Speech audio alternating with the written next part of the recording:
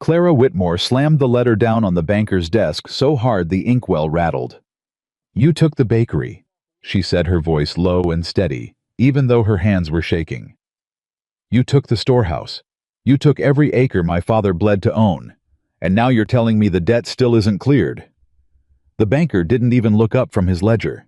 "Miss Whitmore," he said, "a woman in your position ought to be thinking about finding a husband rather than arguing with numbers she doesn't understand. If Clara's story already has your heart, subscribe to this channel right now and hit that bell so you never miss a single chapter. Drop the name of your city in the comments below because I want to see exactly how far this story travels. Now stay with me because what happens next will change everything you think you know about strength, dignity, and what it means to finally be seen." The banker's name was Gerald Pruitt, and he had been dismissing women across that oak desk for 31 years without ever losing a night of sleep over it. He was a small man made large by the authority pinned to his chest, and he wore that authority the way other men wore hats, like it belonged to him by birthright and could never be taken away. Clara stared at him for a long moment. She had rehearsed this conversation on the walk over. She had gone through the numbers a dozen times the night before, sitting at the kitchen table in the house that no longer belonged to her, with a candle burning low and her mother's old ledger spread open between her hands. She knew what she was owed. She knew what had been taken. She had the figures memorized the way some women memorized scripture, because for Clara, Whitmore numbers had always been the one language that told the truth when people wouldn't. "I understand the numbers perfectly, Mr. Pruitt," she said. He finally looked up. Something passed across his face, not quite contempt, not quite pity, but the particular expression men like him reserved for women who refused to become invisible when it was most convenient. "The estate liquidation covered 83% of the outstanding balance," Clara continued. "That leaves a remaining debt of $214. I am not disputing the debt. I am asking you whether the bank intends to give me a reasonable payment arrangement, or whether it intends to simply bury a grieving woman under a number she cannot possibly meet in a single month." Pruitt set down his pen. "Miss Whitmore," he said slowly, as though choosing words for a child. "Your father was a good man. I respected Elias Whitmore. But the business failed. These things happen. The bank cannot be expected to absorb losses on account of sentiment." "I'm not asking you to absorb losses," Clara said. "I'm asking for 60 days. The bank's policy, Clara said, extends 60-day arrangements to men who owe 3 times this amount. I've seen it done. I know it's been done. Theodore Graves owed $400 2 years ago and walked out of this office with 6 months to make it right." Pruitt's jaw tightened.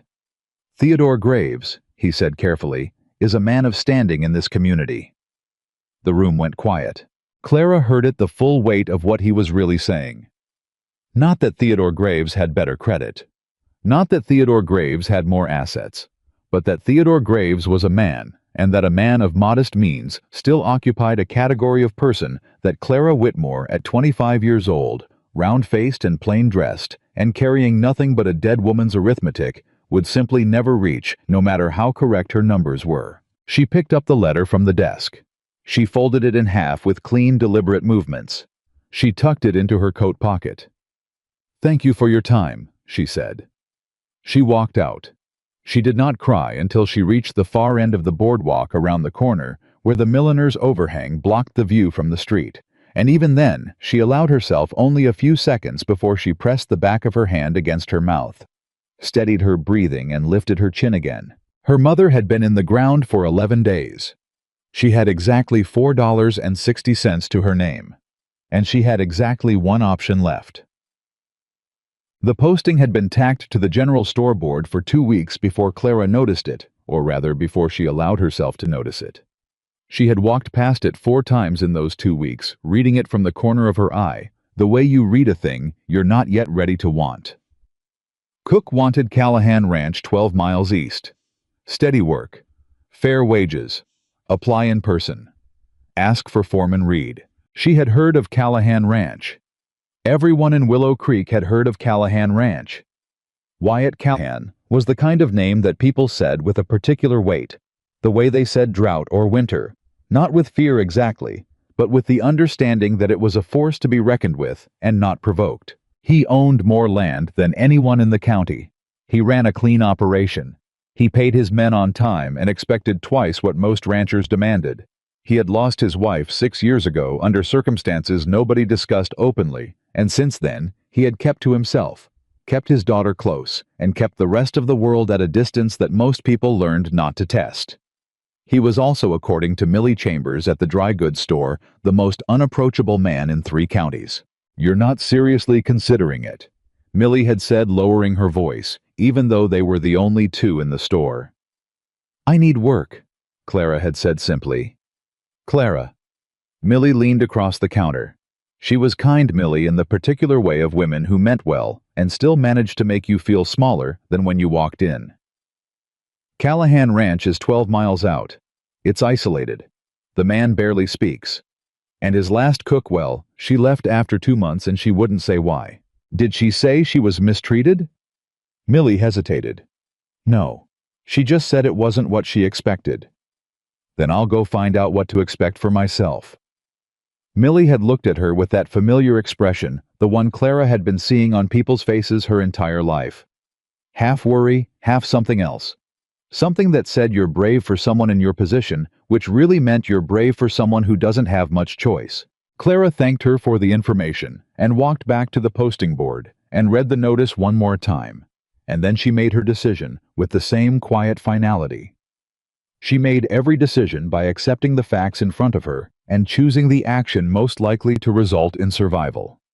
She was not going to Callahan Ranch to find a husband. She was going to Callahan Ranch because she needed to eat. She hired a wagon driver for 50 cents and arrived at the ranch on a Tuesday morning in late October, when the air had turned sharp and the sky was the particular pale gray of early winter, threatening to arrive ahead of schedule.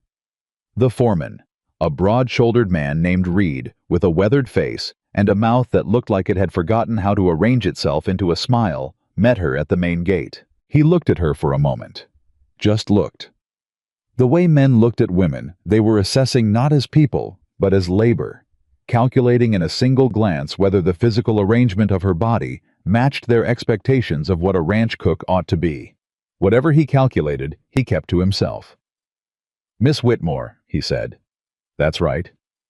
"You have references." "I do." She handed him the folded papers.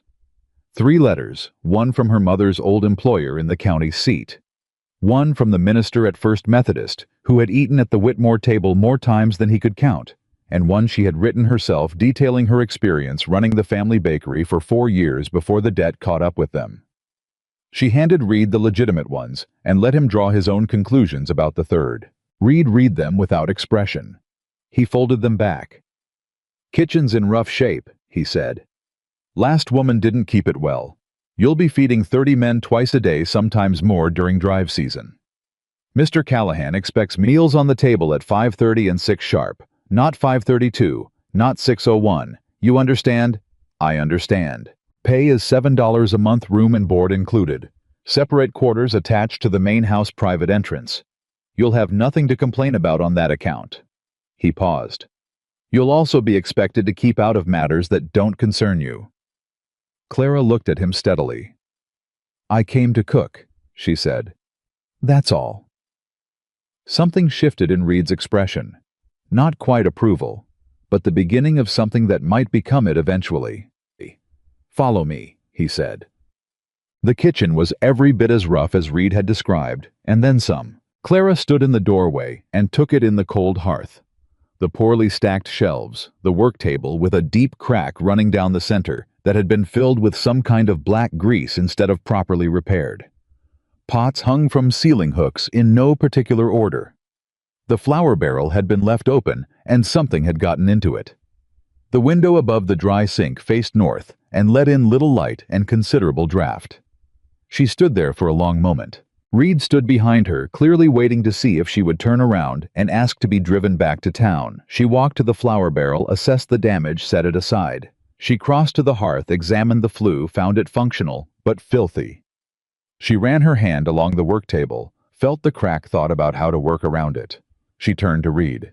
"I'll need the crack in that table filled properly before I can use it safely." I'll need the flour barrel emptied, cleaned, and refilled from fresh stock. I'll need the flue swept before I light this hearth. And I'll need a second water bucket because one is not sufficient for the volume I'll be producing." Reed stared at her. "Is any of that negotiable?" she asked. "No," he said after a moment. "I'll have it seen to." "Then I can start Thursday," Clara said. "That gives me tomorrow to learn the supply situation and plan the first week's menus." Reed nodded slowly. "Mr. Callahan will want to meet you this evening." "Of course." She said it easily. But something tightened in her chest. Not quite nerves, not quite fear. Something more like the careful bracing of a woman who had been underestimated so many times that she had learned to prepare for it, the way you prepared for bad weather, not by hoping it wouldn't come, but by making sure she was dressed for it when it did. She met Wyatt Callahan at 6 o'clock in the front room of the main house. He was taller than she expected, lean in the way of men who worked hard and slept little and ate whatever happened to be available rather than whatever they preferred. Dark hair going gray at the temples. Eyes that were a shade of brown so deep they were nearly black, and that held in them the particular quality of a man who had stopped expecting things to go the way he hoped. He looked at her the way Reed had assessing, but there was something different in his look. Where Reed had been calculating labor, Callahan was calculating something else. Something more complicated, as though he was trying to determine not just whether she could do the job, but whether having her here would create a problem he hadn't anticipated. He didn't offer his hand. He stood with his arms crossed, his weight back, and he studied her with an expression that was neither rude nor welcoming, but simply present. Like a man who had learned to gather information before deciding anything. "Miss Whitmore," he said. "Mr. Callahan. Reed tells me you made a list of demands before you'd agree to start." Clara didn't flinch. "Reed tells me you expect punctuality and quality. A cook cannot deliver either without proper tools and a functional workspace. I asked for what I need to do the job well. I assumed that would be preferable to asking for nothing and producing inferior results." Silence. Callahan looked at her for a long moment. Then something at the corner of his mouth moved. Not quite a smile, but the ghost of something that might have been one in a different life. "Fair enough," he said. "My daughter is 7 years old. Her name is Emma. She has her meals with me, not with the hands. She is not to be treated as a task. She is not to be ignored. And she is not to be lied to. Whatever else you do or don't do in my kitchen, those 3 things are non-negotiable. Are we clear?" Clara felt something shift in her chest unexpectedly without warning. The way you felt the ground move before you'd registered that it was moving. "We're clear," she said. "Then you start Thursday," he said. "Good evening, Miss Whitmore." He turned and walked back toward the hallway, and she was dismissed the way you dismissed a business arrangement, cleanly, efficiently, without sentiment. She stood there for the moment after he was gone. She thought about the little girl she hadn't met yet. About the way Callahan's voice had changed almost imperceptibly, just the smallest softening when he said Emma's name. About the 3 things he had said were non-negotiable, none of which were about the food. She thought about what kind of man listed his daughter's dignity as a condition of employment. And she thought, well, this is unexpected. Then she put the thought away carefully, the way you put away something valuable in uncertain territory, and she went to find Reed to discuss the supply inventory. The first morning she woke in her quarters before 4 o'clock. She lay still in the dark for a moment and listened to the ranch sounds, the distant movement of cattle, the wind against the north wall, the faint creak of the main house settling. She thought about Willow Creek, about the banker and his ledger and his certainty that she ought to be thinking about finding a husband. She got up. She lit the lamp. She went to work.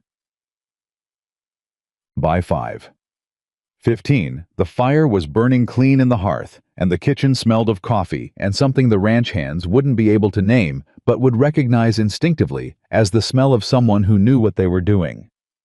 The first man through the door at 5:28 was a hand named Cody Young and barrel-chested, with hay still in his hair, who stopped dead in the doorway when he smelled the coffee and looked at Clara with an expression of pure animal gratitude. "Ma'am," he said. "Sit down," she said. "It'll be ready at 5:30. He sat. At 5:30, she put the food on the table. Eggs fried properly, not the gummy undercooked eggs that apparently the previous cook had considered acceptable. Biscuits that had risen the way biscuits were supposed to rise. Salt pork crisped at the edges. Coffee that was strong without being bitter. The hands filed in. Some of them looked at her. Some of them looked at the food. Most of them sat down and started eating without a word, which was its own form of communication. One man, older, broad, with a gray beard and an expression that suggested he had opinions about everything, and kept most of them, sat down across from Cody and looked at Clara with something less than welcome in his eyes. His name was Dutch Marsh, and Clara would learn within 24 hours that he was the unofficial second voice on the Callahan Ranch, the man whose approval or disapproval carried weight with the other hands in ways that Reed's authority sometimes couldn't reach. Dutch picked up a biscuit. He looked at it. He broke it in half. He looked at the inside. He looked at Clara. He put it in his mouth. He chewed. He swallowed. He picked up his coffee cup and drank. He set it down. He said nothing. But he refilled his plate. And Clara, watching from the far end of the kitchen with her back to the room and her face carefully arranged into neutrality, allowed herself a single quiet breath of something that might, on a very charitable accounting, have been described as satisfaction. Emma Callahan arrived in the kitchen doorway at noon on Clara's second day, and she stood there with her arms crossed and her small chin raised and an expression on her face that was so precisely her father's that Clara nearly laughed out loud. She was 7 years old, and she had her father's dark eyes and her father's particular way of looking at things, like she was gathering information before deciding whether to trust it. "You're the new cook," Emma said. "I am," Clara said. She was slicing bread, and she kept slicing because she had learned long ago that children relaxed more easily when adults didn't make the children themselves the point of the interaction. "Mrs. Holt said you'd probably leave inside a month." "Who's Mrs. Holt?" "She does washing for Papa sometimes. She comes from town." A pause. "She said it a lot, to different people." "Did she?" Clara said. "She said the ranch was too lonely and too far, and that you'd be gone by Christmas." Clara set down the bread knife. She turned and looked at Emma directly, fully, the way she had found children responded to, because children were often treated as though they existed slightly off to the side of real conversations, and they always knew it. "What do you think?" Clara asked. Emma considered this with great seriousness. "I think you fixed the kitchen table." "I did. Papa said the last cook never fixed the table even when he offered to have it done." "A cracked work table is a liability," Clara said. "You can't prepare food properly on a surface that isn't stable." Emma looked at her for another moment. "Do you know how to make apple cake?" she asked. "I do." "With the cinnamon on top, not just inside." "Both inside and on top," Clara confirmed. Emma uncrossed her arms. "All right," she said with the decisive air of someone concluding a negotiation. "I'll come back at 2 o'clock. Papa lets me have an hour after lessons." "I'll be here," Clara said. Emma turned and walked away, and Clara watched her go with a feeling in her chest that took her a moment to identify something complicated, something that mixed the simple warmth of having made a small connection with the ache of understanding exactly how lonely a 7-year-old girl had to be to negotiate friendship with the cook over the terms of a cinnamon cake. She went back to her bread. The first time she heard what people were saying about her, it came from an indirect direction, the way bad news usually arrived. Not straight at you, but angled, so that by the time it reached you, it had gathered speed from bouncing off every surface in between. She had gone into town on the supply wagon with Reed 10 days after she started to help select from the dry goods, rather than trusting a list to the discretion of a man who considered flour and salt a complete inventory. While Reed was at the feed store, she stopped at Millie Chambers' counter for thread and 2 buttons. Millie greeted her warmly enough. But there was something in Millie's eyes, a particular kind of social discomfort, the look of a woman who knew something she wasn't sure whether to say. Clara waited. Millie folded the thread into paper and kept her voice low. "Victoria Lawson was in here yesterday," she said. Clara didn't know the name. She said so. Millie's expression shifted. "You should. She's been telling people well. She paused. She's been telling people that the only reason Callahan hired a woman like you is because no decent woman would take the position. Clara was quiet for a moment. A woman like me, she repeated. Millie's eyes went to the floor. She said she implied that you must have been very persuasive in the way you presented yourself in the interview. The thread and buttons lay on the counter between them. Clara picked them up. She counted out the correct coins and laid them down. Thank you, Millie, she said. Clara, I appreciate you telling me. She picked up her purchase. I'll need to catch Reed at the feed store. She walked out. She stood on the boardwalk for a moment in the October cold, with the sound of the town moving around her, the creak of wagon wheels. Two men arguing good-naturedly outside the barber shop, a dog barking somewhere down the street, and she breathed. She had been 11 years old, the first time a schoolyard boy told her she was too large to be worth anything. She had been 16 the first time a man looked through her at the counter of her father's bakery, as though she were a piece of furniture standing inconveniently between him and someone more interesting. She had been 19 when a young man who had called on her 3 times stopped calling without explanation, and she had overheard him tell a friend that she was perfectly pleasant, but that a man had to think about these things practically. She had been living inside other people's assessments of her body for 25 years. She was tired. She was also, she noted with a kind of distant clarity, still standing. She went to find Reed. She didn't learn who Victoria Lawson was until 3 days later when the woman appeared at the ranch. She arrived in a private buggy, which already said something. A private buggy meant hired help and a family wealthy enough to own the kind of horse that made pulling one look effortless. Victoria Lawson was 28, dark-haired and beautiful in the way that certain women are beautiful when they have been told about it long enough that they have absorbed it into their posture and their voice and the precise angle at which they hold their head. She was not there to see Clara. She was there to see Wyatt.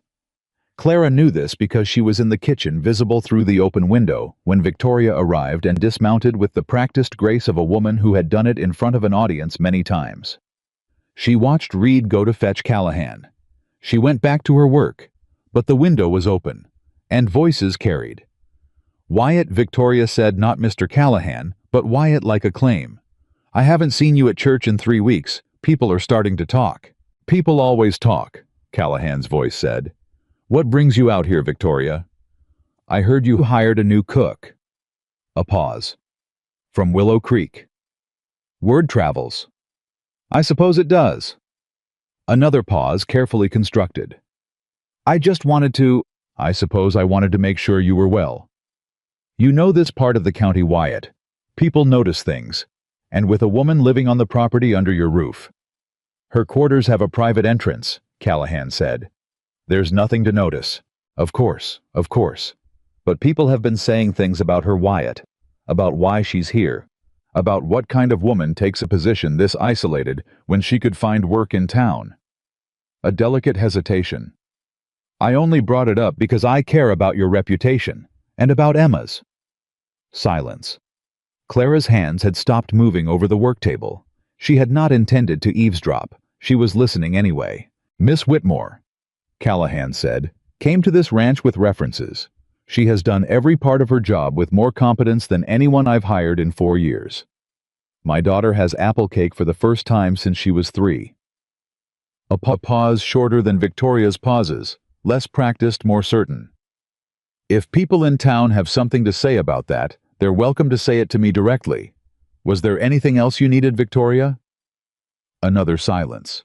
No, Victoria said. No, I don't suppose there was. Clara heard the sound of the buggy leaving. She heard Callahan's boots on the porch measured unhurried, and then the main door of the house, and then silence. She stood at the work table for a long moment. She was not naive enough to think that what she had overheard was the end of something. Victoria Lawson had the particular quality of a woman who did not accept dismissals gracefully, and she had made it clear in the careful architecture of everything she had said that she knew exactly how to use other people's opinions as a weapon. Clara picked up the paring knife. She went back to work. 3 days after Victoria's visit. Dutch Marsh sat down at the far end of the work table where Clara was grinding spices for the following morning, and said without preamble, "You know what they're saying about you in town." It wasn't a question. "I've heard some of it," Clara said. Dutch was quiet for a moment. He had a habit of sitting with his hands folded on the table in front of him, like a man at a church service, who wasn't sure he believed in the service, but had decided to give it a fair hearing anyway. "Woman named Lawson," he said. "So I've gathered. She's been after Wyatt for 2 years," Dutch said. "Since about a year after his wife died. She figured the waiting period was over, I reckon, and then you showed up." He looked at her sideways. "She's the kind of woman who's never been told no by anything she actually wanted." "I'm not competing with anyone," Clara said. "I'm the cook." "That's not how she sees it." Clara set down the grinding stone. She looked at Dutch directly. "Mr. Marsh," she said, "I arrived at this ranch with $4.60 to my name 2 weeks after I buried my mother, because a bank took everything my family owned, and a man in a suit told me I ought to be thinking about finding a husband rather than arguing with arithmetic. I came here to work.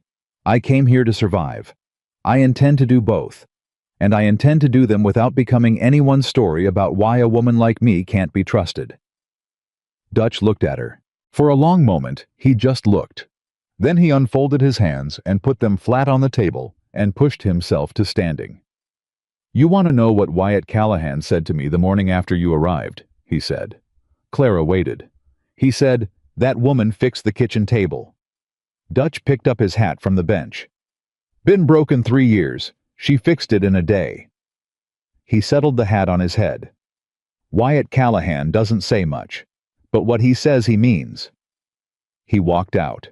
Clara stood in the kitchen for a moment in the gathering dark with the smell of ground spices around her and the fire burning low in the hearth, and she felt something she hadn't felt in a long time. Something fragile and warm and small. A coal is small, but still carries heat. Not hope exactly. She was too careful for hope. But something in that neighborhood. She banked the fire for the night. She went to her quarters. She slept better than she had in weeks. It was Emma who first cracked something open that Clara had kept carefully sealed. They had been baking together for 2 weeks. Apple cake on Tuesdays, whatever Emma wanted to learn on Thursdays. And Emma had turned out to be an attentive, precise, and occasionally fierce student, who did not accept vague instructions and wanted to understand the why behind every step. "Why does the butter need to be room temperature?" Emma demanded one Thursday, watching Clara with narrowed eyes. "Because cold butter won't blend properly with the sugar," Clara said. "It'll leave chunks. The texture of the whole cake depends on how well those two things combine at the beginning. What happens if you rush it? You get a cake with wrong texture, edible but not right." Emma considered this. "Papa says most mistakes happen because people rush." "Your father is right about that." Emma was quiet for a moment, concentrating on her stirring with the focused intensity she brought to everything. "Do you miss your mother?" she asked. The question came without warning, the way children's questions always did, not from cruelty, but from the simple directness of someone who hadn't yet learned that some questions required a runway. Clara kept her hand steady. "Yes," she said. "Every day." "I miss mine too," Emma said. "I don't really remember her. I was only 1. A pause, still stirring. "Papa doesn't talk about her. I think it makes him too sad." "That's understandable," Clara said carefully. "Do you think sadness goes away?" Emma asked. Clara thought about this for a real moment, not a polite moment, but an actual one. "I think it changes," she said. "I think it gets quieter over time. Not gone, but quieter. Like," she searched for the right comparison, "like how a fire gets smaller after a while. It doesn't mean it's not still warm. It just means it's not burning as loud." Emma stopped stirring. She looked at Clara with an expression that was too old for her face, the look of a child who has spent too much time in adult silences, listening for meaning in things that weren't said. "That's a good answer," she said. "Thank you." "Most grown-ups say it goes away," Emma said. "That's not true, and they know it." Clara looked at her. This child, she thought. This careful, watchful, lonely child. "No," she said. "It's not. Emma nodded, apparently satisfied, and went back to her stirring. And Clara turned back to the because she needed a moment that didn't have a 7-year-old looking into it, and she pressed the back of her hand against her sternum, briefly, just briefly, as though she could hold in place the thing that was trying to shift around in there. It was a Friday evening in late November when Callahan came to the kitchen. Not to collect something, not to relay an instruction through Reed, but to come himself after supper was cleared, and the hands had gone to the bunkhouse, and the kitchen was quiet, and to stand in the doorway, the way a man stands when he's not sure whether he's welcome, but has decided to come anyway. Clara looked up from the mending she was doing by the fire, one of Emma's dresses, a seam that had come loose. "Mr. Callahan," she said. "Miss Whitmore." He stood there for a moment. "I wanted to—" He stopped. Started again. "Reed tells me you've been managing the supply budget considerably under the previous allowance. He wanted me to authorize an increase. I told him I wanted to talk to you about it directly." "I've found some inefficiencies," Clara said. "We were buying certain things in quantities that led to waste. I rearranged the rotation. It's saving approximately 30 cents a week." Callahan looked at her. "30 cents, he said. "It adds up." He was quiet for a moment. He came further into the kitchen, not all the way, but past the threshold, and looked around the room with an expression she couldn't quite read. "My wife used to say that," he said. It came out unexpectedly, like something that slipped through a gap he hadn't known was there. "That it adds up." Clara was very still. Callahan seemed to hear what he'd said. His expression didn't change exactly, but something in it closed slightly, not unkindly, but the way a door closes when a draft moves through. "I wanted to tell you," he said, "that I appreciate the work you've done here. Emma is—" He paused. "She's been better. Since you came, she's been better." "She's a remarkable child," Clara said. "You've raised someone with real character." Something moved across his face at that. Quick and then gone. "Good night, Miss Whitmore," he said. "Good night, Mr. Callahan." He went back through the door. Clara sat by the fire with Emma's dress in her hands, and the needle threaded and still, and she listened to his footsteps cross the porch and the main door close, and she thought about a man who had forgotten how to talk about his wife until an accidental sentence let it out, and then pulled it back in before it could go any further. She thought about what that kind of loneliness looked like from the inside. She set down the dress. She picked it up again. She kept sewing. She was the cook. That was all she was. She kept that fact in front of her the way you kept a lamp in front of you when you were walking somewhere in the dark. Not because the dark wasn't real, but because you had to keep your eyes on the light, or you'd lose the path entirely. December arrived the way it always did in that part of the territory, without ceremony, without warning, with a cold that got into everything, and the particular silence of snow on open ground that made the world feel both larger and more enclosed at the same time. Clara had been at Callahan Ranch for exactly 7 weeks. She had learned the names of all 32 ranch hands and most of their preferences at the table. She had fixed the north window that let in the draft-sourced good-quality winter vegetables from a farm 3 miles east and established a bread schedule that meant there was always something warm available without her having to maintain a fire at hours that made the work unsustainable. Dutch Marsh had taken to stopping by the kitchen in the late afternoon on days when the weather was poor, ostensibly for coffee. Actually, she suspected for the company, though neither of them would have described it that way. Cody, the young hand who had been the first through her door that first morning, had started bringing small things. A bundle of dried herbs. Someone in his family had sent once a jar of preserves from a general store run, and leaving them on the kitchen step, without explanation or acknowledgement. And Emma came every Tuesday and Thursday without fail, arriving at exactly 2 o'clock with her hair done with varying degrees of success, and her lesson notebook tucked under her arm, because she had decided somewhere in the preceding weeks that cooking lessons were actually also arithmetic lessons and language lessons and lessons about the why of things. And she approached them with the focused ambition of someone who understood instinctively that information was a form of power. Clara watched all of this and said nothing about it to anyone. She was making a life inside a life that wasn't technically hers. She knew it. She was careful with that knowledge. She carried it the way you carry something borrowed, with the constant awareness that it could be asked back at any moment. Because nothing here belonged to her. Not the kitchen, not the warmth of it, not the feeling of being at 32 degrees in the first week of December. Somewhere that felt against all reason and all evidence and all the accumulated experience of 25 years of other people's assessments, something that rhymed dangerously with home. She was the cook. She had $4.60 in her coat pocket and a letter from a banker in Willow Creek and a mother 11 days in the ground. That was who she was. She was the cook. She kept saying it. She kept saying it because she needed it to be the most important true thing. But the fire burned in the hearth, and Emma's dress hung mended on the hook by the door, and somewhere in the main house.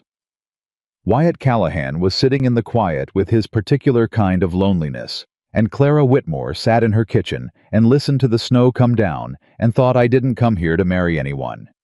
And that was true.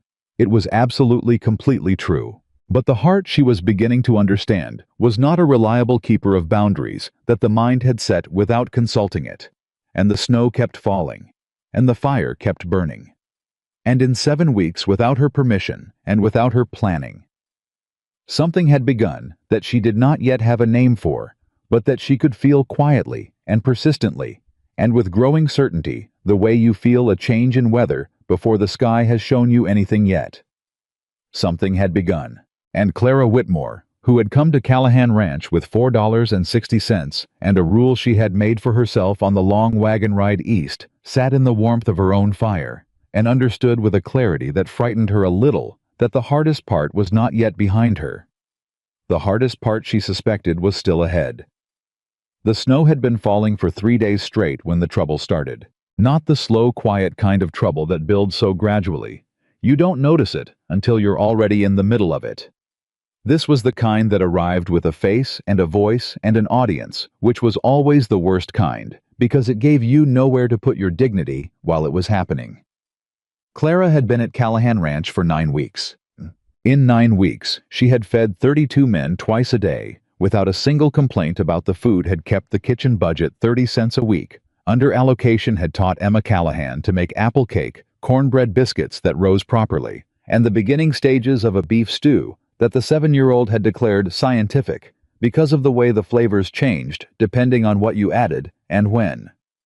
She had fixed the north window, reorganized the root cellar, and established a supply rotation that meant they would not run short of anything critical before the January wagon run. She had done all of this without asking for recognition and without receiving much. She had also, without meaning to and without wanting to become someone that a collection of people on this ranch would have described if asked quietly, privately, without feeling like they were saying something foolish as necessary. Not the cook, not the woman in the kitchen.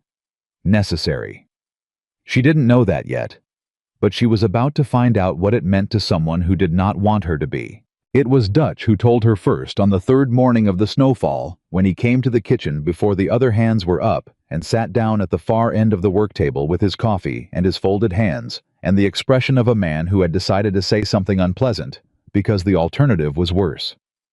"Lawson girl sent a letter," he said. Clara kept her hands moving over the biscuit dough. "To Mr. Callahan. To 4 people in town, and 1 woman at the church who tells everything she knows to everyone she meets within 48 hours. Dutch looked at his coffee. "Letter says, well, it doesn't say anything outright. That's the craft of it. It implies. Asks certain questions. Wonders aloud about certain things." "What things?" Clara said. "Whether a man with a young daughter ought to have a woman of uncertain reputation living on his property." Dutch paused. "Whether the arrangement might be irregular." Clara pressed the dough flat. She pressed it harder than she needed to. "Uncertain reputation," she said. Her words. "Based on what specifically?" Dutch looked at her. "Based on nothing specific. That's the point. When you can't find a real reason, you manufacture a general one and let people fill in the details themselves. People are real creative when you give them a little room." Clara cut the biscuits in clean, even circles and laid them on the pan. "What does Mr. Callahan know about this?" she asked. "That's the other thing." Dutch set down his cup. Reed got the letter this morning. From Pruitt at the bank, forwarded it out. Seems Lawson sent him a copy too. Reed's deciding whether to bring it to Wyatt or handle it himself. He should bring it to Mr. Callahan, Clara said immediately. Dutch looked at her with something like approval. That's what I told him.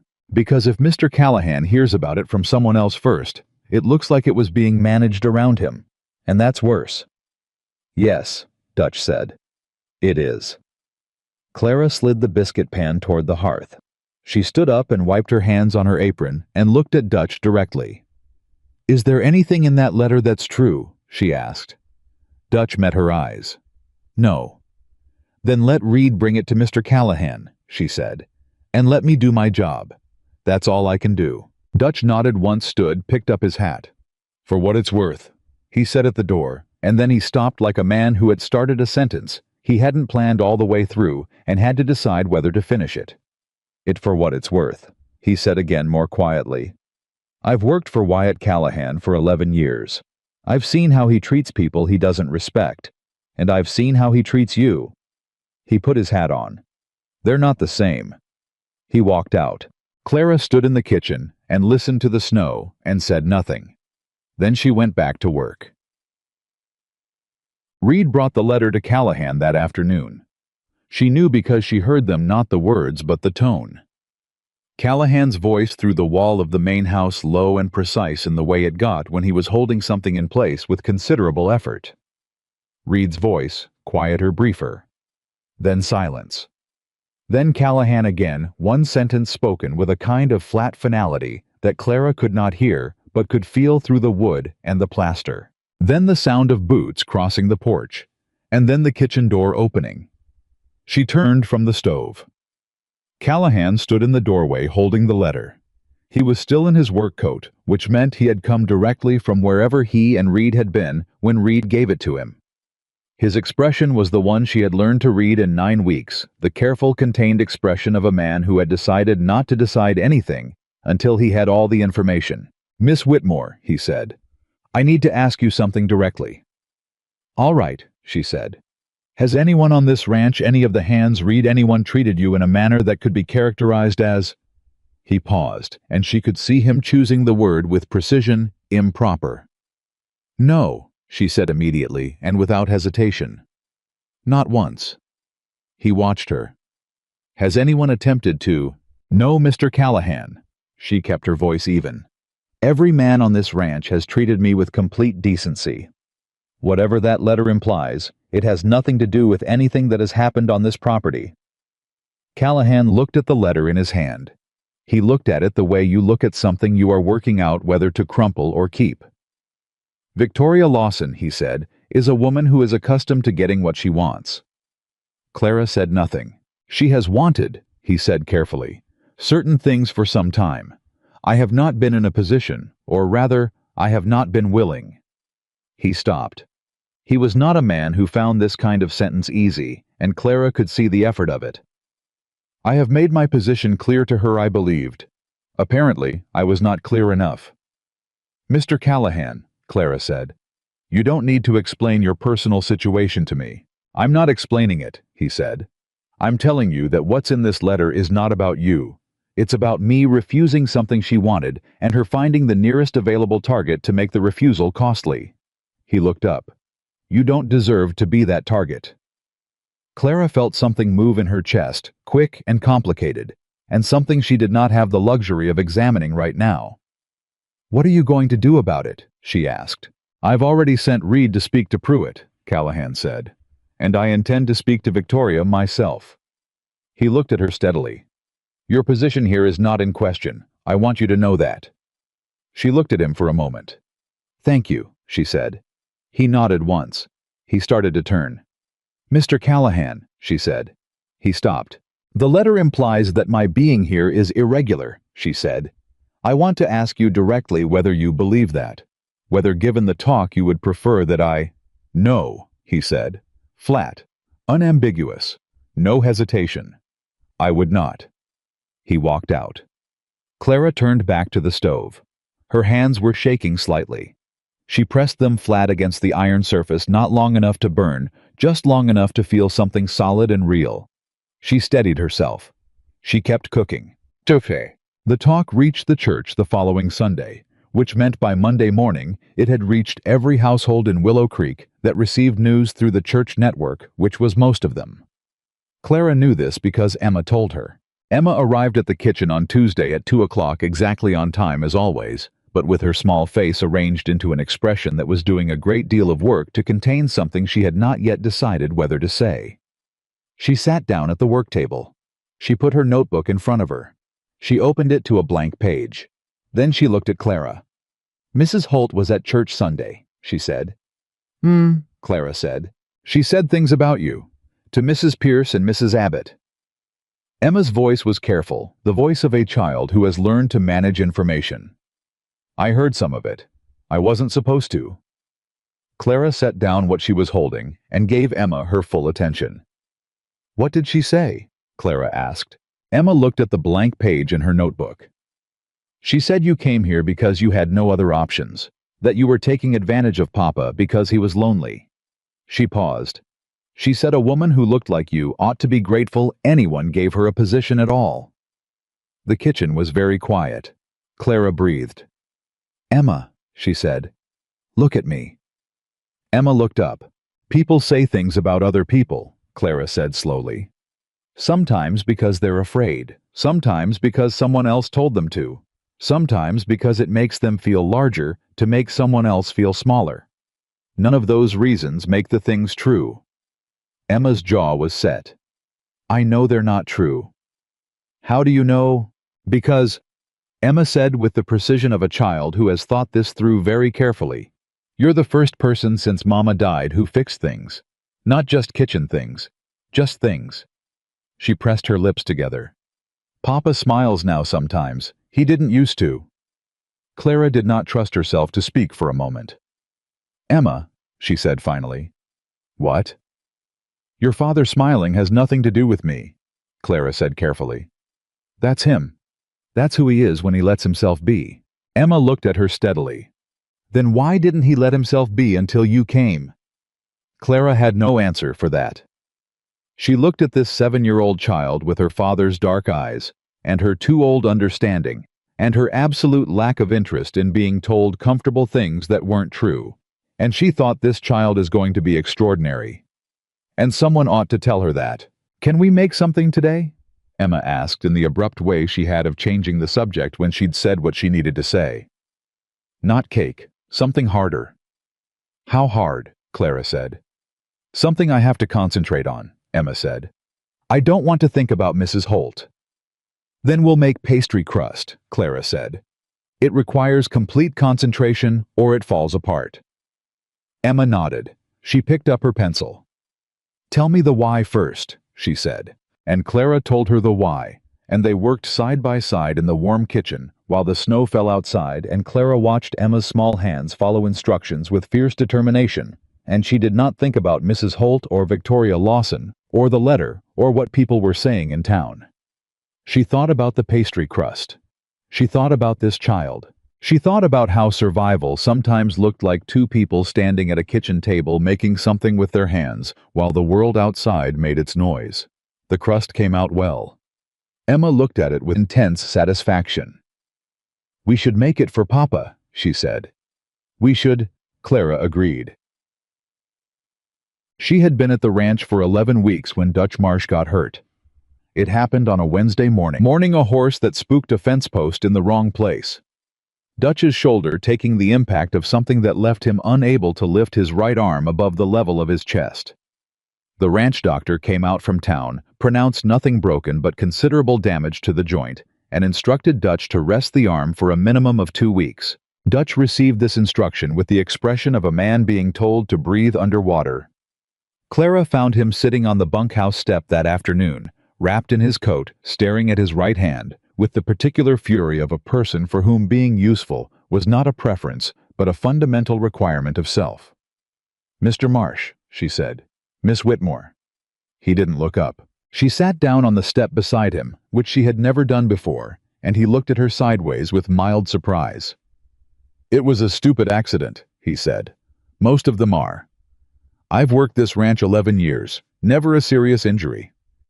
He flexed the fingers of his right hand experimentally. Winced. Now I'm sitting here useless while Cody tries to manage the east fence line, which he can't, because Cody is good with cattle and hopeless with fence line. He'll learn, Clara said. He'll learn too slow. Dutch turned and looked at her directly. You know Wyatt came to see me this morning before I'd even gotten off the ground. Came himself, not Reed. That sounds like him, Clara said. Told me I'd still draw full wages during the rest period. Dutch shook his head. 11 years, and I still... He stopped, looked at his hand again. You know what kind of man does that? Comes himself, doesn't send someone. A man who knows how to treat people, Clara said.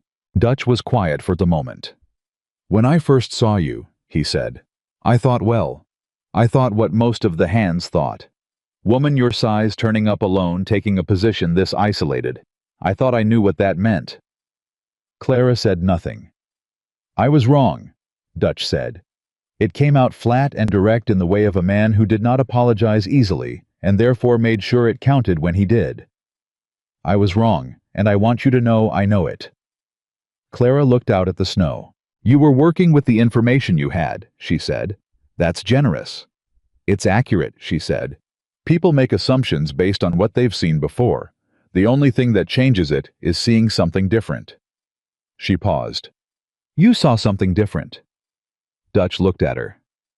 You're a hell of a woman, Miss Whitmore, he said. I mean that respectfully. I know you do, she said. You should let me look at that shoulder. I've dealt with joint injuries before in the bakery occupational hazard. There are some things that help with the swelling. Dutch looked at his shoulder, then at her, then back at his shoulder. All right, he said with the air of a man conceding a point he'd been planning to argue. She got the supplies from the kitchen and tended to his shoulder with the same focused competence she brought to everything. And Dutch sat still and let her work and said nothing, and neither of them mentioned the fact that this was the first time since she arrived that she had been asked to do something that had nothing to do with cooking. She was becoming, without planning it, and without announcing it, something larger than her job description. She hadn't decided what to do about that yet. It was the last Saturday of December when Callahan found her in the kitchen at midnight. She had not been able to sleep. This happened sometimes, her mind running through the kind of accounting that had no numbers, the particular arithmetic of her situation, the way things were adding up in directions she hadn't planned for.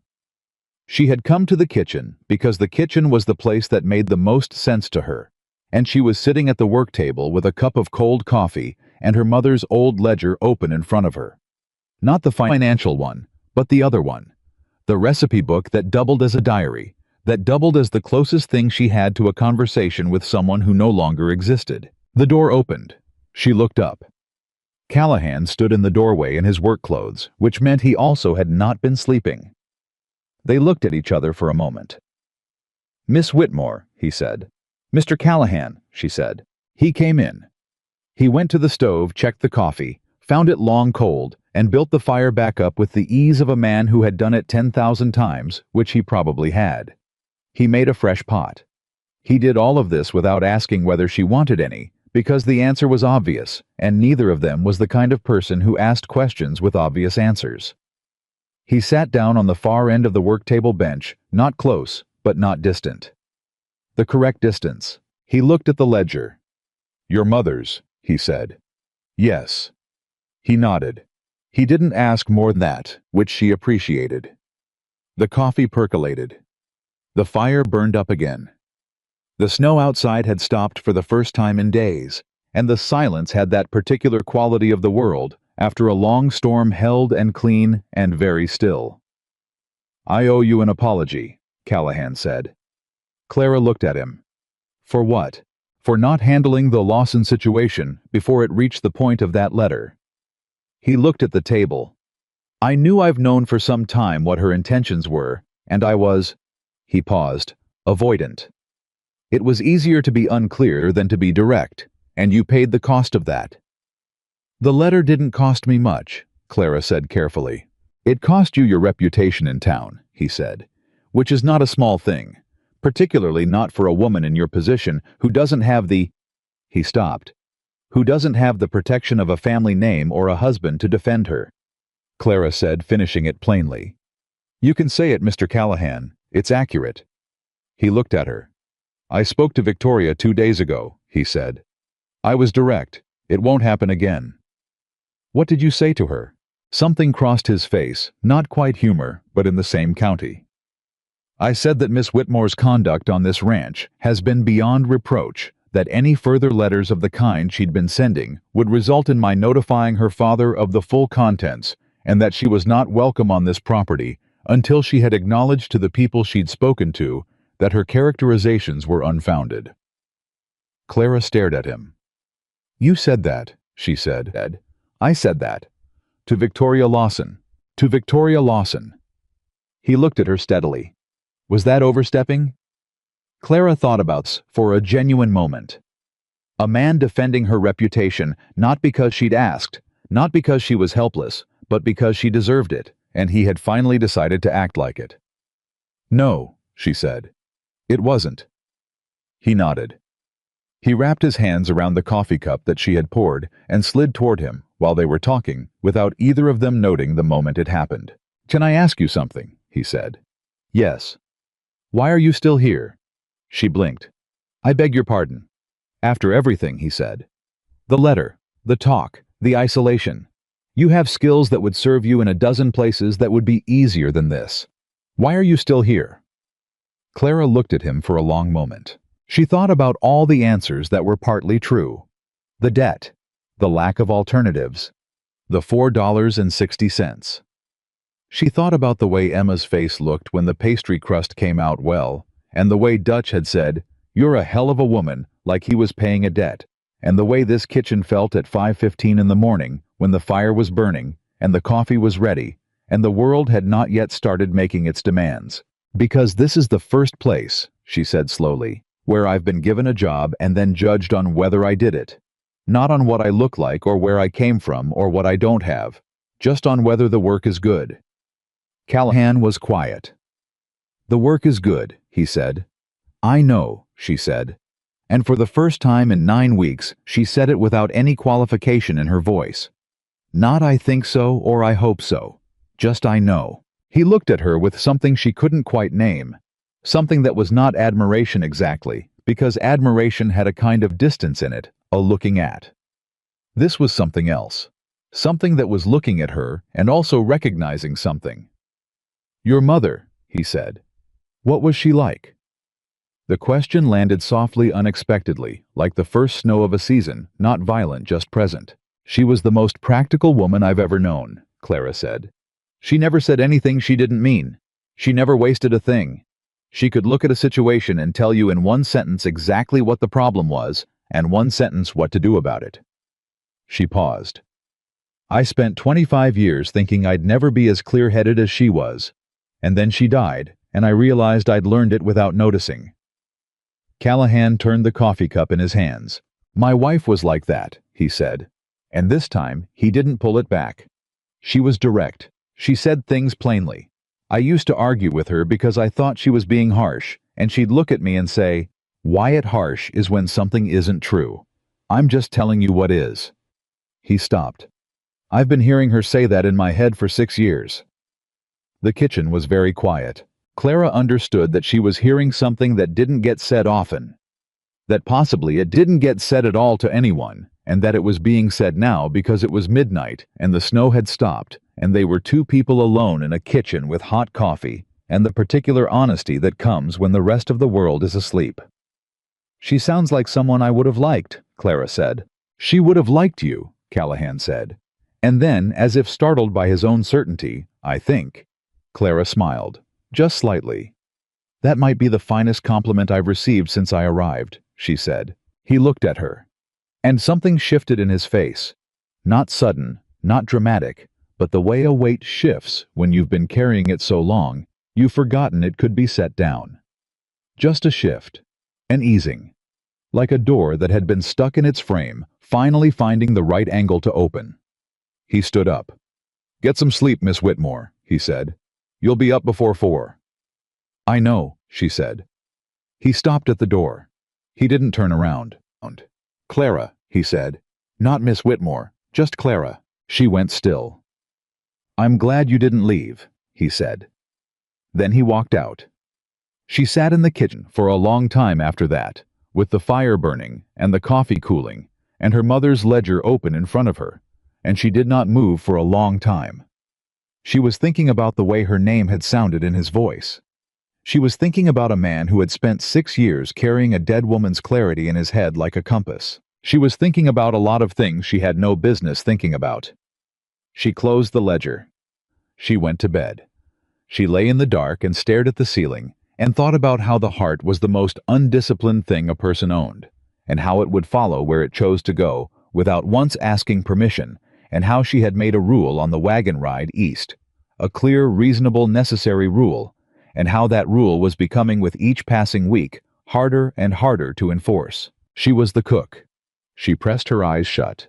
She was the cook. January came in cold and clear, and with it came the cattle buyers from Abilene. 3 men, well-dressed and well-fed, who arrived with an air of authority that came from knowing they were the ones holding the money.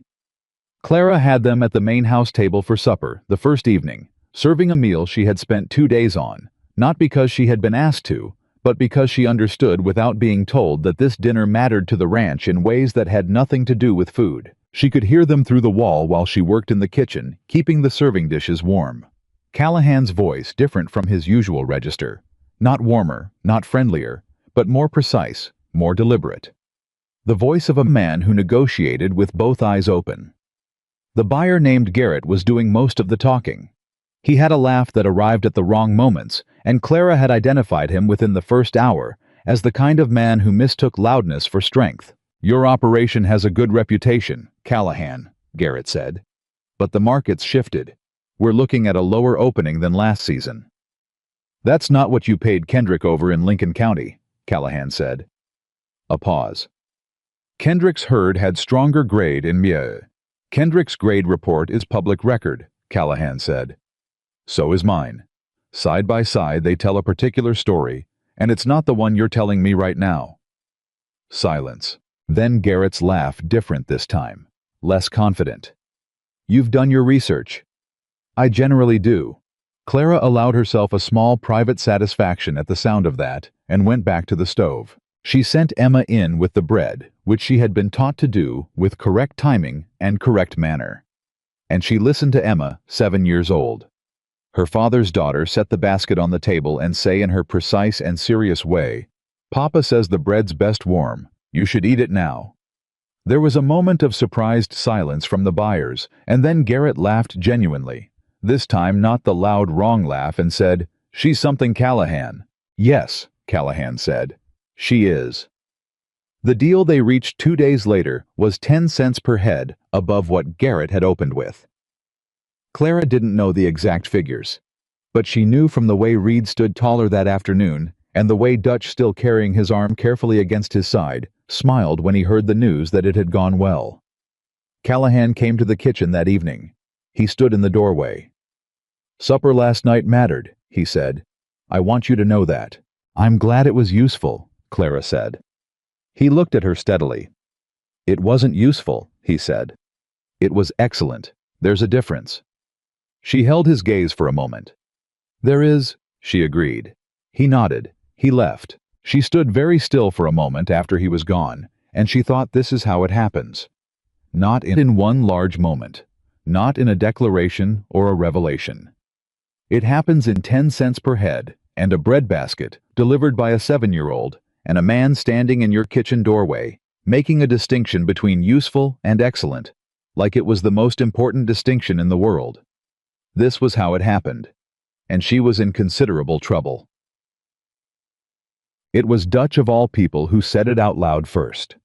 He had been back at partial work for a week, his shoulder improving, but not cleared for full strain, and he had gotten into the habit of stopping by the kitchen in the early evening for coffee, and increasingly for the kind of conversation that didn't require either of them to pretend they were discussing something other than what they were discussing. "You know what the hands call him now," Dutch said. "What?" Clara said. "The man who smiles at supper," Dutch said. Cody started it. None of them have seen Callahan smile at the table before. Not once in 4 years, some of them. He looked at his cup. They think it's the food. Clara said nothing. It's not the food, Dutch said. Mr. Marsh, I'm not asking you anything, he said calmly. I'm just telling you what I see, an old man's privilege. He drank his coffee. He's been carrying something for a long time. It got heavier after Martha died. I watched it get heavier every year. And then you came here and it got lighter. He set down the cup. That's a fact, not an opinion. I've got 11 years of comparison data. Clara kept her hands flat on the table. Even if that's true, she said carefully, that's not. I know, Dutch said. I know what you're going to say. You're the cook. This is your job. You're not here for any other reason. He looked at her. Are you still saying that because it's true, or because you're afraid? The kitchen was very quiet. Clara looked at the table. She looked at her hands. Both, she said. Honest. Flat. Both. Dutch nodded. He stood up. Fear's reasonable, he said. I'd be worried about a woman who wasn't afraid in your position, but, he picked up his hat, a woman who stays afraid when she doesn't have to anymore, that's a different kind of waste. He walked out. Clara sat alone in the kitchen. She thought about fear. She thought about what Dutch had said when she doesn't have to anymore, and she thought about all the ways that was not yet true. All the ways her situation was still as precarious as it had been the day she walked through the gate with $4.60 and a rule she had made for herself. And then she thought about the way Callahan had said her name. Just her name. Clara. Like it was the most natural thing in the world. She had been the cook for 11 weeks. She had never wanted to be anything else. She had never wanted to be anything else. She kept saying it. It was getting harder to mean. The letter arrived on a Thursday. Not a letter like the one Victoria had sent to the church women, careful, implicative, wrapped in false concern. This one was direct. It came addressed to Wyatt Callahan at Callahan Ranch on paper that cost more than most men in the county spent on a week's meals, and it bore the return mark of Lawson Holdings, which was what Victoria's father called his operation when he wanted to remind people how large it was. Clara didn't see the letter, but she heard what it said because by Friday morning, Dutch knew, and by Friday afternoon, Cody knew, and by Friday evening, the entire bunkhouse knew, and the bunkhouse was separated from the kitchen by one wall and approximately 12 inches of wood and plaster. Gerald Lawson had written to Wyatt Callahan to inform him that the grazing agreement between Lawson Holdings and Callahan Ranch, a long-standing arrangement that gave Callahan access to the eastern water source during dry months, would not be renewed in the spring. The reason given was a dispute over fencing. Everyone on the ranch knew it had nothing to do with fencing. Clara knew it had nothing to do with fencing from the moment she heard Dutch say the word fencing in a tone that meant the complete opposite of fencing. She went about her work. She said nothing. She kept the fire burning and the food on the table, and she watched Callahan through the window of her own careful attention, the way she had learned to watch things that mattered without making the watching obvious. How was different on Friday? Not visibly, not in any way that the casual observer would have named. But she had been studying him for 11 weeks, the way you study a language you haven't been taught formally, but have been absorbing through proximity, and she could read the grammar of him now in ways she hadn't planned for and couldn't undo. He was angrier than he was showing. He was also beneath the anger worried. She understood why. By Saturday morning, when Reed came to the kitchen under the pretext of checking the supply ledger and told her with the directness of a man who had decided she was someone worth keeping, informed that the eastern water source was not optional. During the July dry season, without access to that water, Callahan's herd would have to be reduced by a third or driven 40 miles to alternate grazing, which was neither practical nor economical. Gerald Lawson knows that, Reed said. Of course he does, Clara said. This is Victoria, Reed said. This is her asking her father to do what she can't do herself. Clara set down the supply ledger. Can Mr. Callahan negotiate another arrangement with the eastern water holders? She asked. There aren't any other eastern water holders. Lawson bought out the Hendersons 2 years ago. He's the only option within reasonable distance. Clara thought about this. What about the Henderson brothers themselves? She asked. Where did they go after the sale? Reed looked at her. They're ranching up near Mill Haven. Why? Because men who sell under pressure often sell things they didn't want to sell, Clara said. And men who didn't want to sell sometimes have long memories about why they had to. Reed stared at her for a moment.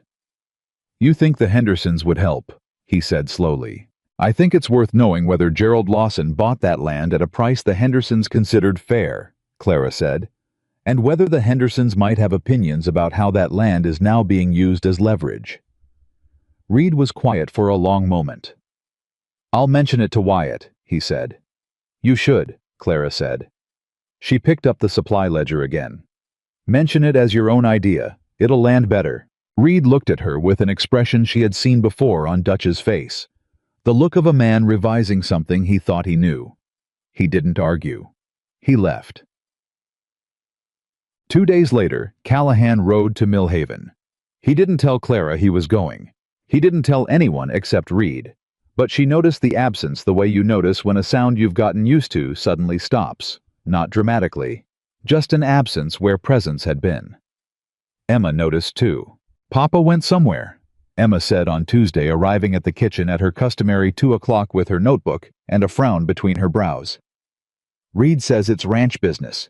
Ranch business always means something went wrong.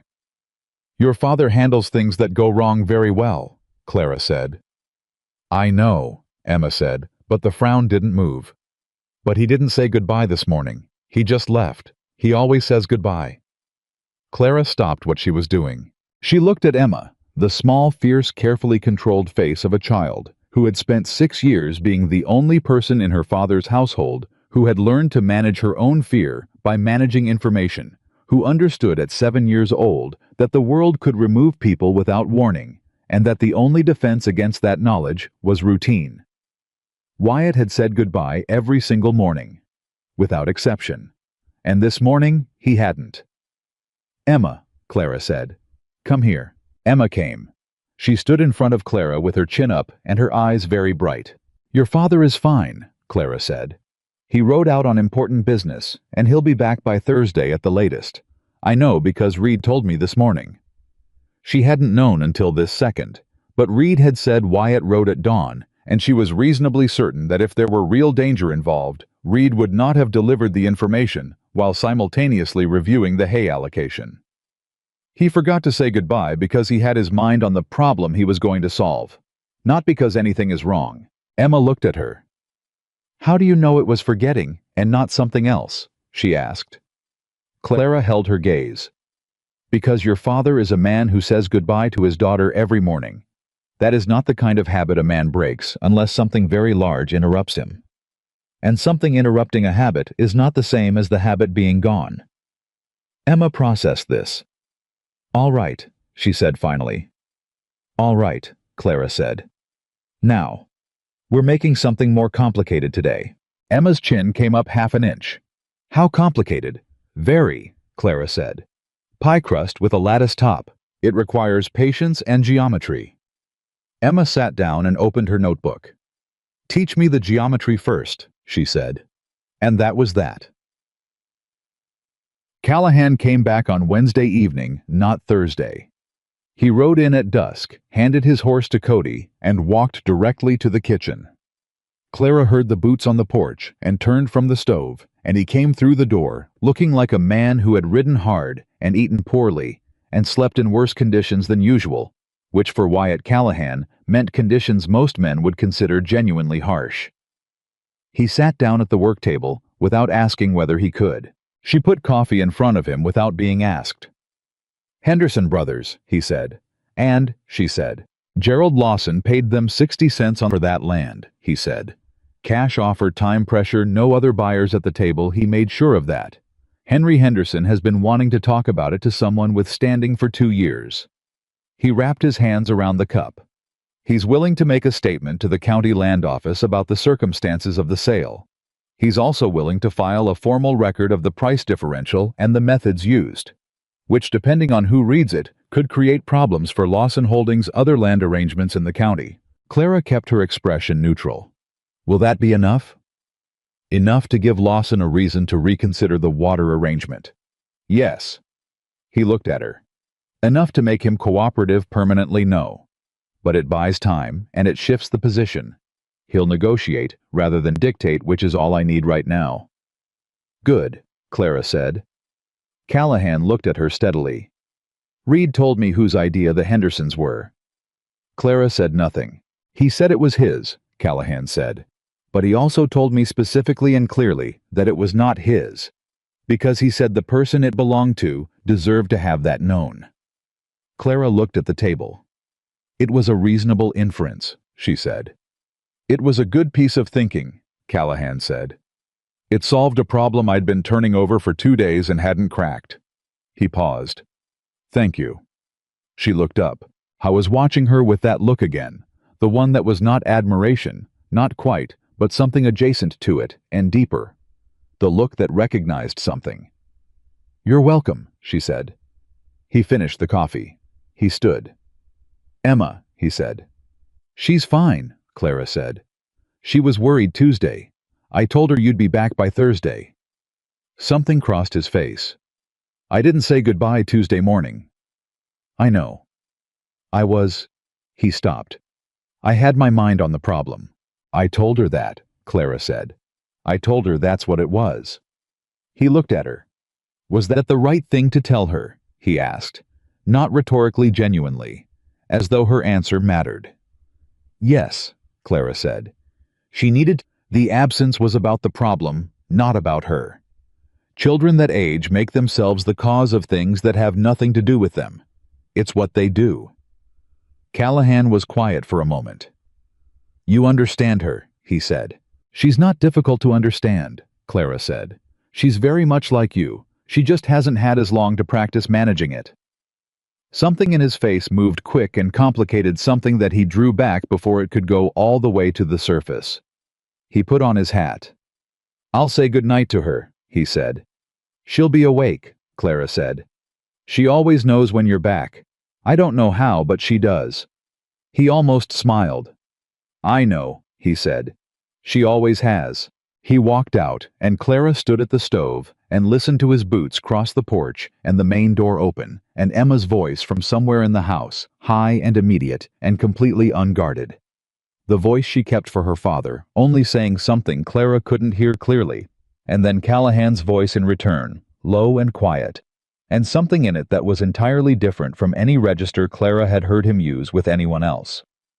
She turned back to the stove. She stirred the pot. She thought, this is what you don't get to have. And then she thought, but you already have some of it. Already. Whether you meant to or not. And she didn't know, standing there in the warm kitchen with the fire burning and the snow long since gone, and February coming in with cold, clear air, whether that was something to be grateful for or something to be frightened of. She settled on both. Both seemed accurate. The confrontation, when it came from a direction she hadn't anticipated. Not Victoria, not Gerald Lawson, not Pruitt at the bank, or Mrs. Holt at the church, or any of the people who had been assembling their opinions of her since October. It came from a woman named Agnes Fowler, who was 60 years old and ran the Willow Creek Ladies' Auxiliary, and who had apparently decided that the situation at Callahan Ranch had gone on long enough without her direct involvement. She arrived on a Tuesday morning in February, without advance notice, which was itself a statement. People who arrived without advance notice were people who wanted to see what they found, rather than what you'd had time to prepare. And Agnes Fowler had been making unannounced visits to situations she disapproved of for 30 years. She didn't ask for Callahan. She asked for Clara. Reed, who happened to be crossing the yard when her buggy arrived, came to the kitchen to inform Clara that she had a visitor, and in the carefully constructed neutrality of his tone, Clara heard everything she needed to know about how this visit was likely to go. She wiped her hands on her apron. She went to the front of the house. Agnes Fowler was a small woman with white hair and the posture of someone who had decided 40 years ago that she was right about most things and had found sufficient evidence since to maintain that conviction. She stood in the main room without sitting because she hadn't been invited to sit yet, which was itself a calculation. Standing meant the conversation would be short. Miss Whitmore, she said. Mrs. Fowler, Clara said. Can I offer you coffee? No. Agnes looked at her with the particular scrutiny of a woman who was doing a rapid and comprehensive assessment. "I'll be direct with you because I prefer it. People in this county have been talking about your situation here for 4 months. I generally don't involve myself in gossip. However, when a situation moves from gossip to community concern, I consider that my responsibility." "What's the community concern?" Clara asked. "You are an unmarried woman living under the roof of an unmarried man," Agnes said, "with a child present. Whatever the technical arrangement of your quarters, the situation creates an impression that is not helpful for Mr. Callahan's standing, not helpful for the child's reputation as she grows, and not helpful for yours." Clara looked at her steadily. "Mrs. Fowler," she said, "with respect, I am employed at this ranch. I do the work of my employment. I am paid for that work. My quarters have a private entrance that I use exclusively. There is nothing about this arrangement that would require comment if I were a man." "But you are not a man," Agnes said. "And that is exactly the point." "Yes," Clara said. "And the fact that my work is identical in nature but generates entirely different community concern because of my sex is precisely the problem I'm identifying." Agnes blinked. Once. Then again. The expression of a woman who had arrived expecting one kind of conversation and found another. "You're not what I expected," Agnes said. "People rarely are," Clara said. A pause. Agnes looked around the room. She looked back at Clara. "You're not trying to trap Wyatt Callahan," Agnes said. It came out less like an accusation and more like a conclusion she was reaching in real time. "I came here to work," Clara said. "That is the beginning and the end of my intentions." "And yet—" Agnes stopped. "And yet, what Mrs. Fowler?" Agnes looked at her for a long, considering moment. "The child," she said more quietly. "Emma, she speaks of you." "I'm glad she has things to say," Clara said carefully. "She told Reverend Pearson's wife that you taught her how to tell the difference between sadness that's hiding and sadness that's pretending to be gone." Agnes's voice had changed, less formal, something more real in it. "She said you told her sadness gets quieter, but not gone like a smaller fire. She said nobody told her that before." Clara said nothing. "What kind of woman," Agnes said, "who is here only to work, takes the time to tell a motherless child the truth about grief?" The question hung in the room. Clara met Agnes Fowler's eyes. "The kind of woman," Clara said, "who needed someone to tell her that too when she was 7. The silence that followed was different from the silence before it. Agnes Fowler looked at Clara for a very long moment. Then she sat down, not because she'd been invited, but because the conversation had shifted into territory that required sitting. "Wyatt Callahan," Agnes said quietly, "has been alone for a long time. And he is not a man who makes poor decisions. He is a man who makes no decisions when he's afraid of the cost." She folded her hands in her lap. "I came here today because I expected to find something that needed correcting. I find instead—" She paused. "I find a situation that may be more complicated than it appeared from town." "It generally is," Clara said. Agnes stood again. She smoothed her skirt. She looked at Clara with something that had traveled a significant distance from where it started. "I will not be adding my voice to Mrs. Holt's," she said, "for whatever that is worth."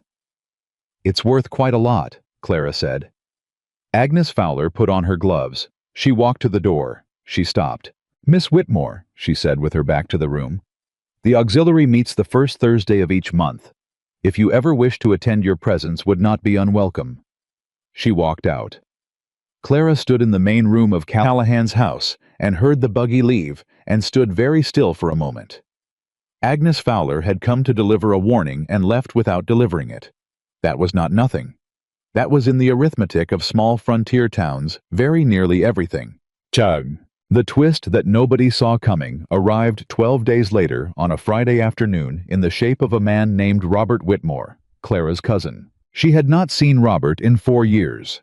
He was her father's brother's son, older by 6 years, serious with the family's facility for numbers, and none of the family's warmth.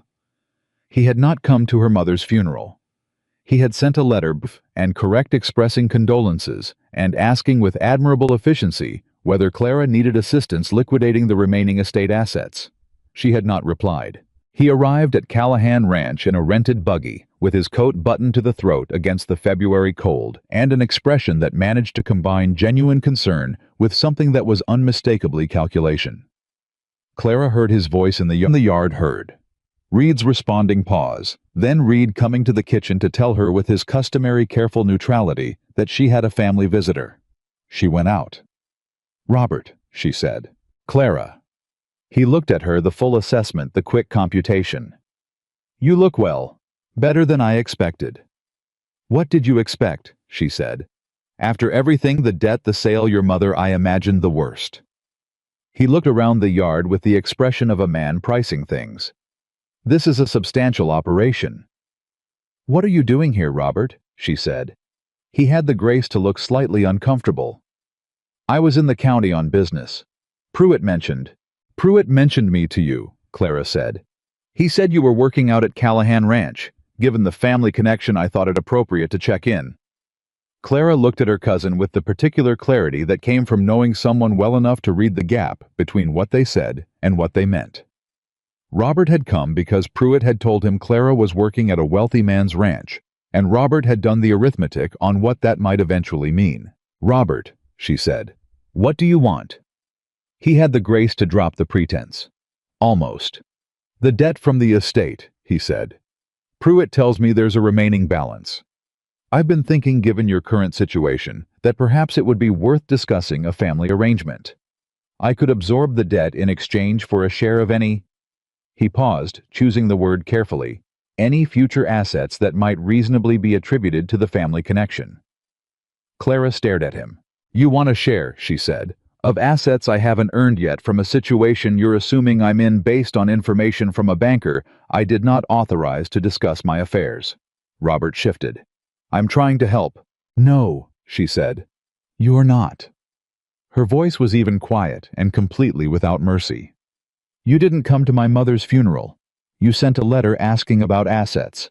You've now ridden out here to stake a claim on a future you've invented out of gossip and arithmetic. I want you to hear me very clearly, Robert. I owe you nothing. I am owed nothing by you. And whatever you and Pruitt have been speculating about my situation here has absolutely no basis in fact." Robert's face had reddened considerably. "Clara." "I have work to do," she said. "You're welcome to warm yourself in the kitchen for 20 minutes before you head back to town. I'll make sure you have coffee. But this conversation is finished." She turned and walked back toward the kitchen. She heard Robert standing in the yard for a moment. She heard the particular sound of a man recalculating. Then she heard him follow her, not because he'd won anything, but because it was cold, and he needed somewhere to be while his dignity reassembled itself. She made him coffee. She did not speak to him beyond the basic courtesies. He left 40 minutes later without getting what he'd come for. She stood at the kitchen window and watched the buggy go and felt something cold and clean move through her. Not anger exactly, but its aftermath. The flat, clear air after a storm. She had not cried. She had not pleaded. She had not explained herself more than once. She thought about the woman who had walked into Pruitt's bank 4 months ago with a letter she was shaking too hard to keep still. Who had pressed her hand against her mouth on the far end of the boardwalk and allowed herself 30 seconds before lifting her chin. She thought about how far that woman had traveled. Not in miles. She didn't tell Callahan about Robert, but Dutch knew because Dutch had been in the yard, and Dutch told Callahan that evening in a conversation Clara was not part of, but heard the outline of through the wall, and the outline was enough. She was at the work table when Callahan came in. His expression was the controlled one, the one that meant he was keeping something at a particular temperature. "Your cousin," he said. "Yes," she said. "Reed said he came with business intentions." "He did." "Did he upset you?" And the way he asked it direct, no softening, but with something underneath the directness that was not neutral, made her look up. "No," she said. "He confirmed some things I already knew about people. That's not upsetting, it's just information." Callahan looked at her steadily. "Pruitt had no business discussing your affairs with anyone," he said. "No," she agreed. I'll speak to him. Mr. Callahan. I'll speak to him, he said again. Not an offer, a statement of intent. She looked at him, at the set of his jaw, and the particular quality of his stillness that she had learned meant he had already decided and was informing rather than proposing. All right, she said. Something shifted in his expression, as though he had braced for an argument and been surprised when it didn't come. You're not going to tell me to leave it alone, he said. Would it change your mind? She said. No, he said. Then it would be a waste of both our time, she said. And I don't waste things. The ghost of that almost smile. No, he said. You don't. He stayed in the kitchen for another 20 minutes. Not for a reason, not for coffee or a question or ranch business. Just staying. Standing at the far end of the room, looking at the shelf she had reorganized in November, the new supply system, the dried herbs bundled and hanging from the ceiling, the mended window that no longer let in the draft. You changed this room, he said, not critically, observationally. I changed what wasn't working, she said. Most of it, he said. Most of it needed it, she said. He looked around once more. My wife organized her kitchen by smell, he said. She said it was faster than trying to remember labels. Sweet things together, savory together, sharp and bitter together. He looked at Clara's shelves. You organized yours the same way. Clara had not known that. She had organized her kitchen by smell, because it was the system that made sense to her that she had developed in her mother's kitchen at age 9, that she had never thought about as a choice, but simply as the correct way. She stood very still. Did she? Clara said. Yes, Callahan said. He was looking at the shelves. His voice was quiet and slightly distant, the way it got when he was inside a memory and speaking from the edge of it. I haven't thought about that in a while. The kitchen was warm and quiet. I'm glad you remembered, Clara said softly. He looked at her. The distance left his eyes. So am I, he said. He left. Clara stood at the work table for a long moment. She was thinking about a woman she had never met who had organized her kitchen by smell, who had told her husband that harsh was when something wasn't true, who had died and left a small girl and a man who had been getting quieter every year since. She was thinking about how strange it was that grief and connection could occupy the same moment without canceling each other out. She was thinking about a rule she had made on a wagon ride east in October in the cold, when she had $4.60 and a mother 11 days in the ground, and absolutely no intention of becoming anyone's anything. The rule was still there. She could still feel it. But it had changed shape. It was no longer a wall. It had become something smaller, a held breath maybe, the moment before a decision. She didn't know yet what she would decide, but she knew she was getting closer to having to. The letter from Victoria Lawson arrived the following Monday. Not sent quietly to church women or forwarded to bankers this time. This one was sent directly to Clara. It arrived with the supply wagon tucked among the parcels, her name written on the front in a careful and expensive hand. Clara looked at it for a moment before she opened it. Then she opened it.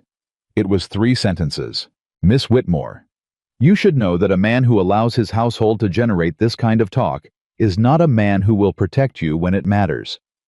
Leave now with your reputation intact before he gives you a reason to leave with nothing.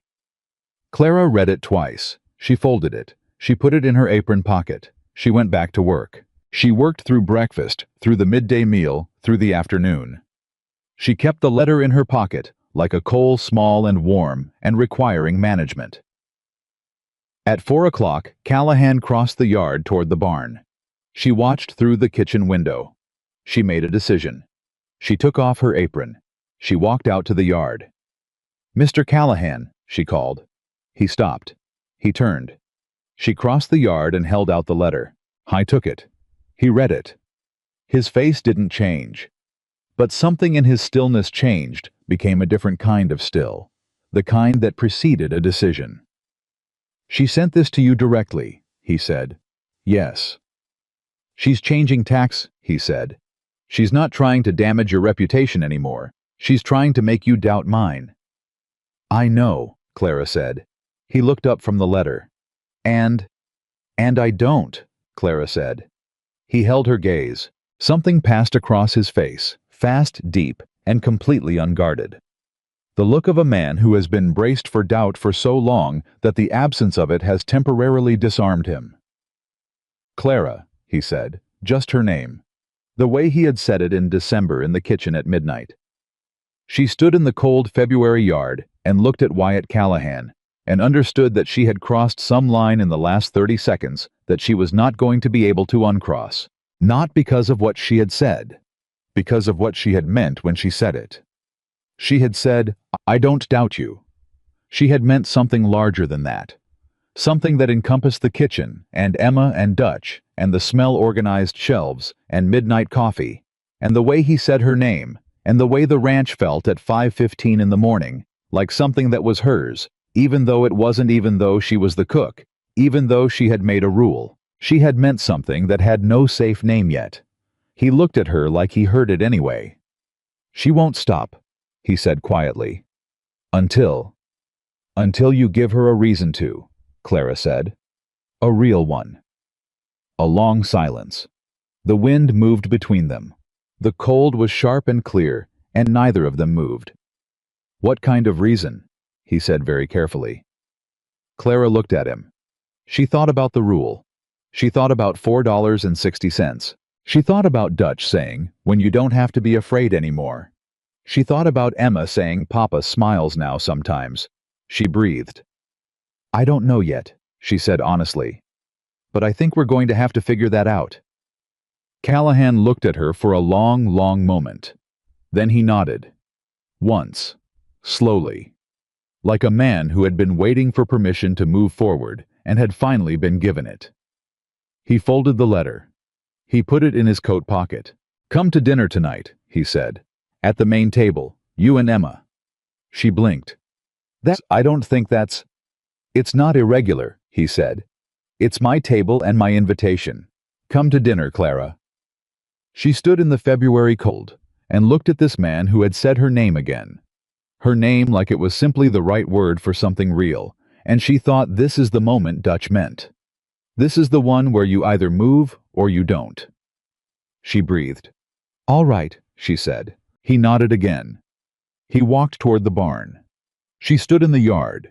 She put her hand in her apron pocket and found the pocket empty. She had taken the apron off. She stood in the cold February yard with her hands at her sides and the rule she had made in October somewhere behind her. Now somewhere she had stopped being able to see clearly, and the thing she had no safe name for, somewhere ahead of her, and the distance between the two. Shrinking in ways she had not planned for and could not stop, and was no longer entirely certain she wanted to. She walked back to the kitchen. She had a dinner to make. The dinner changed everything and nothing at the same time. That was the strange part. Clara had expected she didn't know what she had expected. Something marked. Something that announced itself as a turning point, the way turning points announce themselves in stories. But dinner at Callahan's main table on a Tuesday evening in February turned out to be simply dinner. Emma sat across from Clara and talked about the geometric properties of lattice pie crust, with the focused intensity she brought to all subjects she had recently mastered. Callahan sat at the head of the table and listened and asked questions and refilled Clara's water glass once without making anything of it. The food was the food Clara had made, which meant it was good, and they ate it, and the fire burned in the hearth, and the evening moved at the pace of an ordinary evening. And yet, Clara drove back to her quarters that night, knowing that something had shifted in the room's geometry. Not dramatically, not in any way she could point to and name. But the way a room shifts when furniture is moved, everything technically in the same building, the same walls, the same light, and yet the proportions of the space entirely altered. She was no longer only the cook at the table. She didn't know what she was instead. She knew that Callahan had watched her explain lattice crust to Emma with an expression she had no safe category for, and that twice during the meal he had said something quiet and direct to her. Not to the room, not to Emma, but to her specifically. And both times the way he said it landed differently than things usually landed the way things land, when the person saying them has already crossed some private threshold and is simply waiting to see if you have too. She lay in her quarters that night and looked at the ceiling and thought, "You have 4 months left on this agreement. After that, you can renegotiate or leave. You have a choice." And she held that thought the way you hold something that you know is true and know is not enough. Because the problem was not whether she had a choice.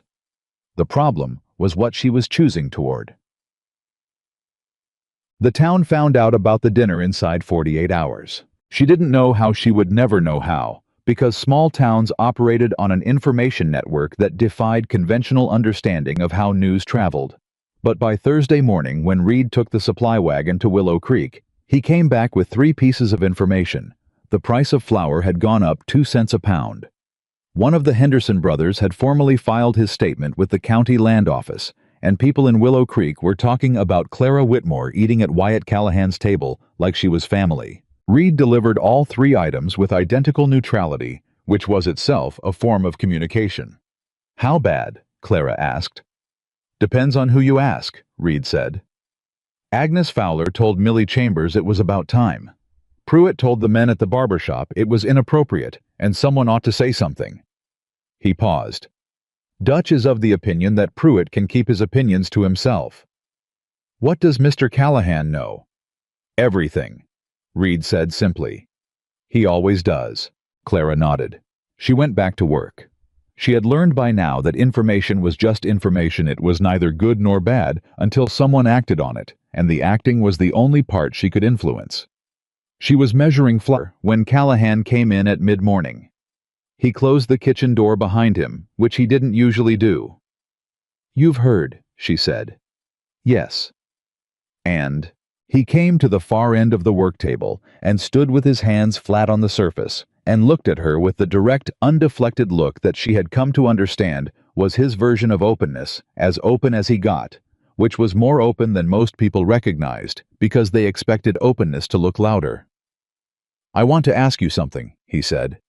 "And I want you to answer it honestly, even if the honest answer is something you think I don't want to hear." Clara set down the flour. "All right." "Are you comfortable here?" he said. "Not the work, not the arrangement. I mean, are you comfortable, in your own skin, in this place?" The question surprised her enough that she took a moment before answering. "Yes," she said. Then, because honesty required the full thing, more than I expected to be, more than I've been in a long time. He nodded. "And the talk in town?" "Doesn't change that," she said. "It might get worse," he said. He stopped. He looked at the table. He was working out something. She could see him working it out the way he worked out all difficult things methodically, without rushing, making sure of the ground before he put weight on it. If things between us were to change, the talk would get worse before it got better, possibly considerably worse. I want you to understand that before I say anything else." The kitchen was very quiet. Clara looked at him. "Wyatt," she said. His name. Just his name. The first time she had used it to his face, and the effect of it was immediate. Something in his expression shifted, came closer to the surface. "That is not a reason," she said, "for either of us to do anything differently. People talked when I was only the cook. People will talk regardless of what I am. That's not a factor I can manage, and I stopped trying to manage it in October." He looked at her for a long moment. "You're not afraid," he said. "I am afraid," she said. "That's different from being ruled by it." Something moved across his face, fast and deep, the way the deepest things always moved across his face like weather at a distance. "I have not," he started. Stopped. Started again. "Since Martha. I have not." He pressed his lips together. "I don't know how to do this without making it a mistake," he said. "I've been thinking about it since December, and I still don't know." "Nobody does," Clara said quietly. "That's not a solvable problem. That's just what it is." He looked at her. "I know what I want," he said, low and very certain. "I have known for a while. What I don't know is whether it's fair to you. Given the situation, given everything you've already endured because of being here." Clara breathed. "Wyatt," she said again. Ask me what you want to ask me." He held her gaze. "Would you let me court you?" he said. "Properly, openly, so the whole county knows what it is and what it isn't." The word court landed in the kitchen like something solid. Clara stood at her work table with flour on her hands and the fire burning behind her and the ranch moving around them on the other side of the walls.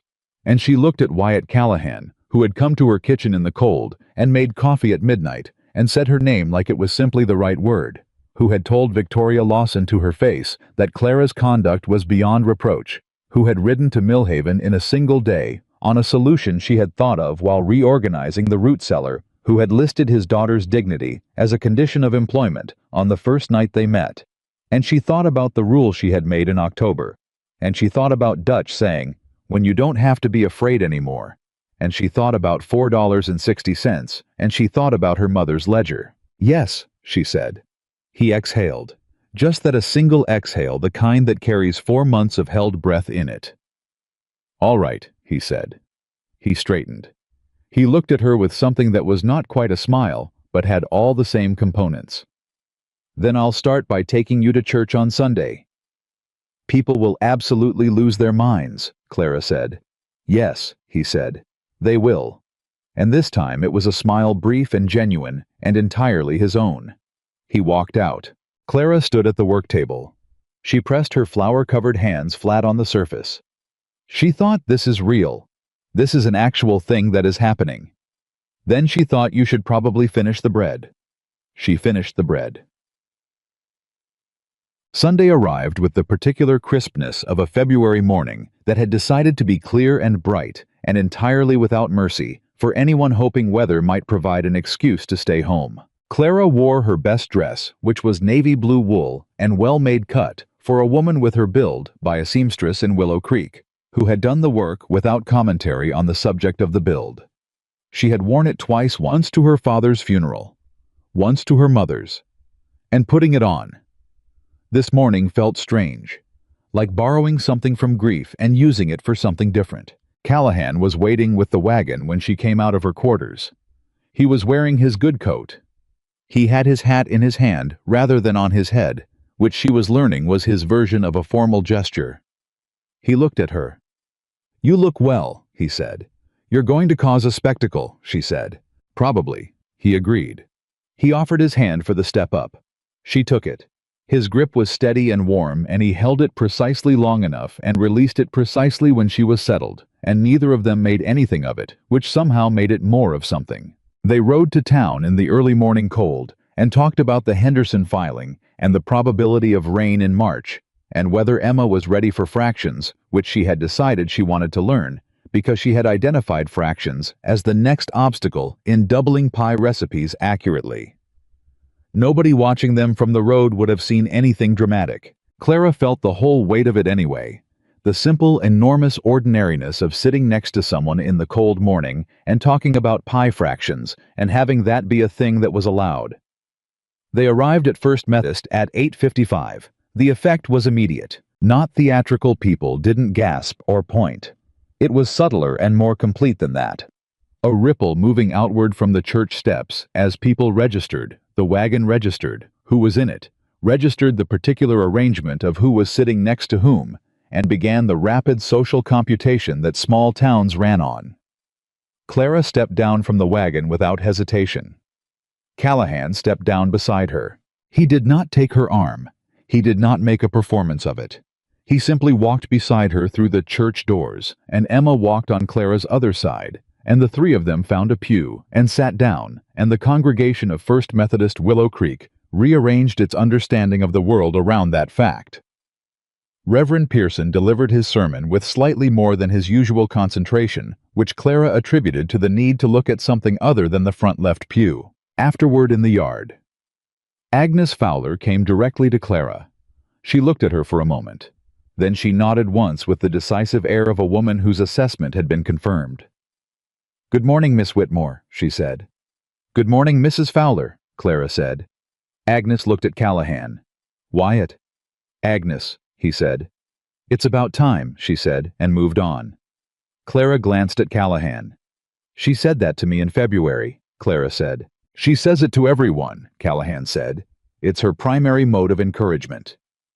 Millie Chambers appeared effusive and slightly emotional, and clasped both of Clara's hands and said something warm and incoherent that communicated genuine happiness in the way that incoherence sometimes does better than words.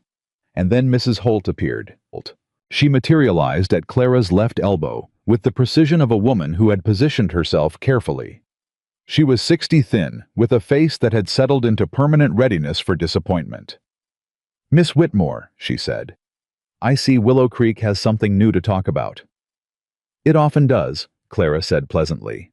"I wonder," Mrs. Holt said, with the delicate pause of someone about to say something. "They have been composing for weeks. Whether you've considered what message this sends to the community, given your circumstances." Her eyes moved briefly, deliberately over Clara's figure. Clara felt the familiar cold weight of it, the way that look moved the particular inventory it was conducting. She breathed. She had been breathed on by that look for 25 years. She looked at Mrs. Holt directly, and she said calmly and without heat, "The message it sends, Mrs. Holt, is that a woman who works hard and conducts herself honestly can be respected and valued regardless of what she looks like or where she came from. I think that's a fine message for a community to have." Mrs. Holt's mouth tightened. "I've seen women like you before," she said lower. "And I've met women like you," Clara said equally low. "You've never made me smaller. You've made me clearer about what I won't accept. I'm grateful for that, actually." She turned away. She was shaking slightly. She pressed her hand against her side and made it stop. Callahan was 3 feet away.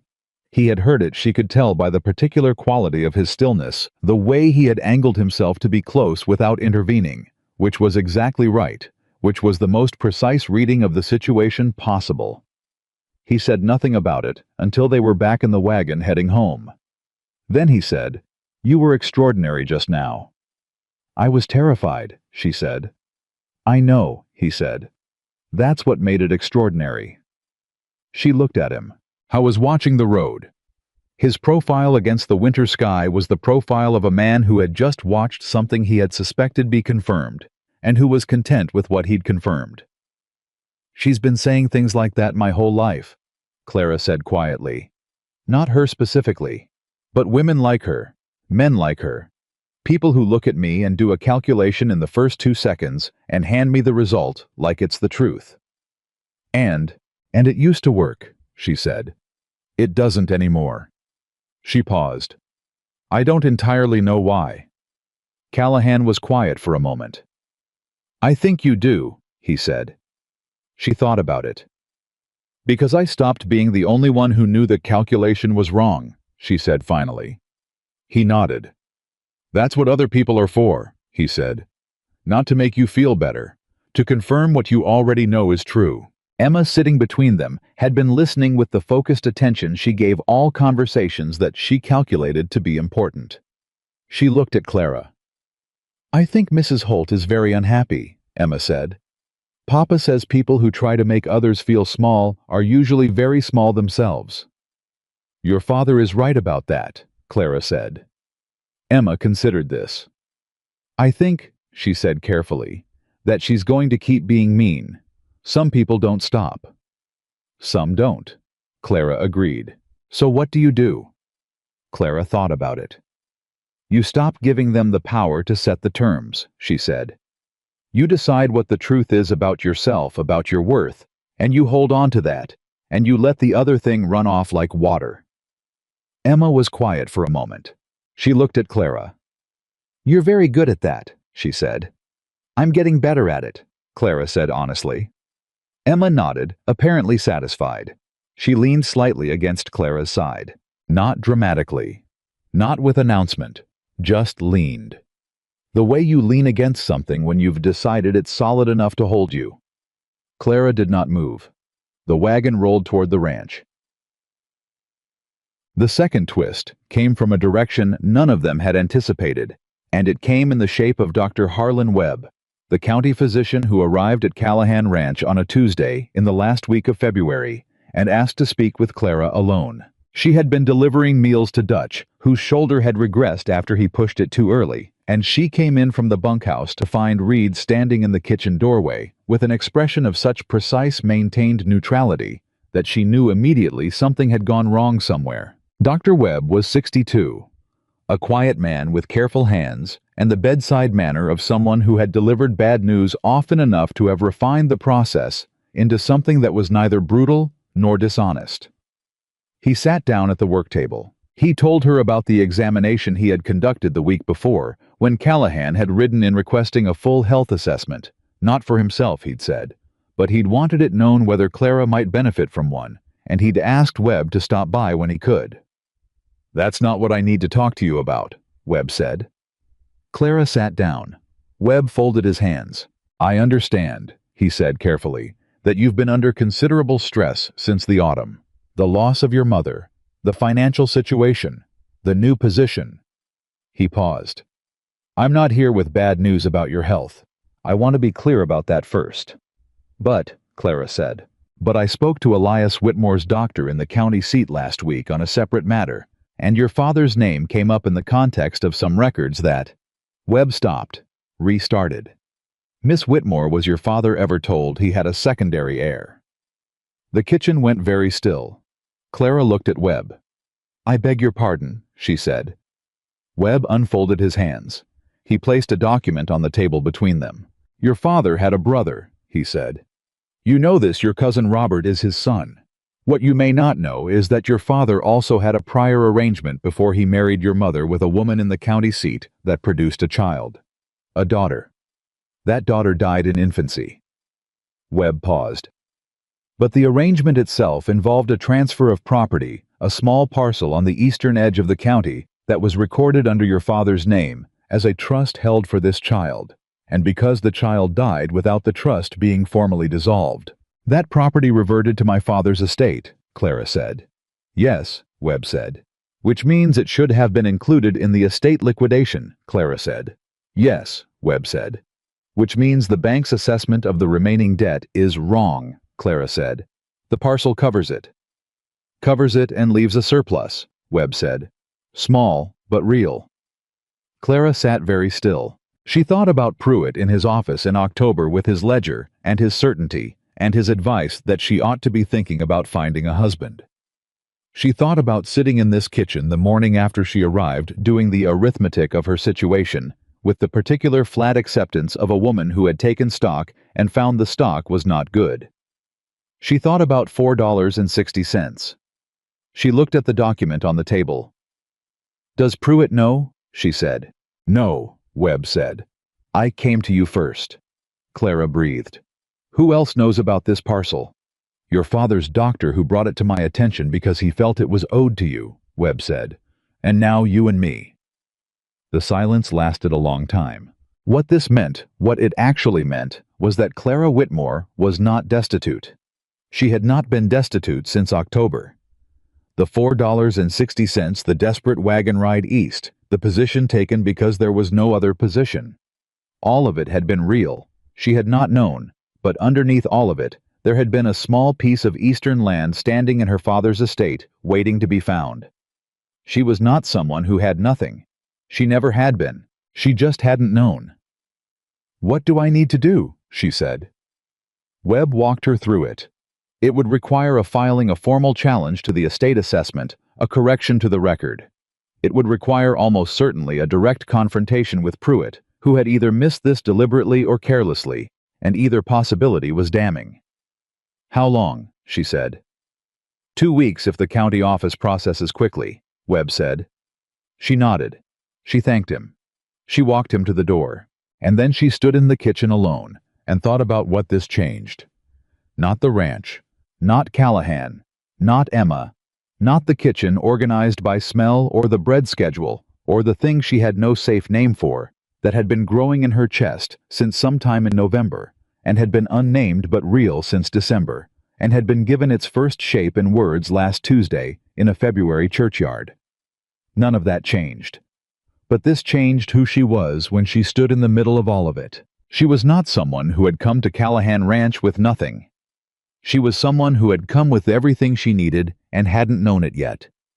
That was a different story, and she was the one who got to tell it. She told Callahan that evening. She told him all of it, the property, the trust, the filing, the surplus Pruitt's failure, either deliberate or negligent. She told him plainly and completely because he had asked her once to be honest with him, and she had found since then that honesty with him was the easiest thing she did. Easier than the bread, easier than the pie crust, easier than almost anything. He listened without interrupting. When she finished, he was quiet for a moment. "You could leave," he said. Not accusatory, just acknowledging the mathematics. "Yes," she said. "With the parcel as foundation, you could establish yourself independently," he said. "In town or elsewhere. You wouldn't need—" "Wyatt," she said. He stopped. She looked at him steadily. "I know what I could do," she said. "I'm telling you what I know. Not asking your permission for anything. Not making an announcement about anything." She paused. "But I wanted you to know. Because you've earned knowing the truth of my situation." He looked at her. "Why?" he said. "Because when you asked to court me," she said carefully, I thought I was someone with very few options, and now I know I'm someone with more. And I want you to know that too. I don't want there to be any confusion about why I'm here." He was very still. "And why are you here?" he said. She held his gaze. "Because I want to be," she said. "Not because I need to be. Not because I have nowhere else to go. Because I want to be here in this kitchen at this table with Emma and with you. That's why." Something broke open in his face. Not dramatically, not the way it happened in stories. Just opened. The way something opens when the last thing holding it shut finally lets go. He reached across the table.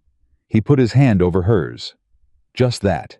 His hand over hers on the kitchen table, warm and certain, and neither of them spoke for a long moment. "I need to tell you something," he said. "All right," she said. "I have been afraid," he said, "every day since November, that what I was feeling was that I was taking advantage of a situation. That you were here because you needed to be, and I was reading something into it that wasn't there." He paused. "I am a man who does not move on things he's not certain of, and I have not been certain. Until now." Clara turned her hand over under his. She let her fingers close around his. He looked down at their joined hands on the kitchen table. "Clara," he said. "I know," she said. "I haven't." He stopped, looked up. "I haven't felt this." Stopped again. "I know," she said again more softly. He looked at her.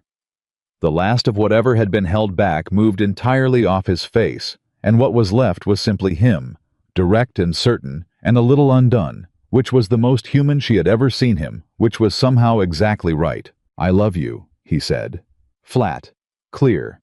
The way he said everything true, without decoration, without softening, just the thing itself.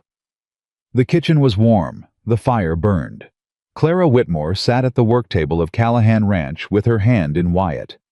Callahan's hand, and felt something she had stopped believing in the specific way you stop believing in things that have been denied long enough that you mistake the absence for impossibility. She felt it anyway. "I love you too," she said. He closed his eyes briefly. 1 second, opened them.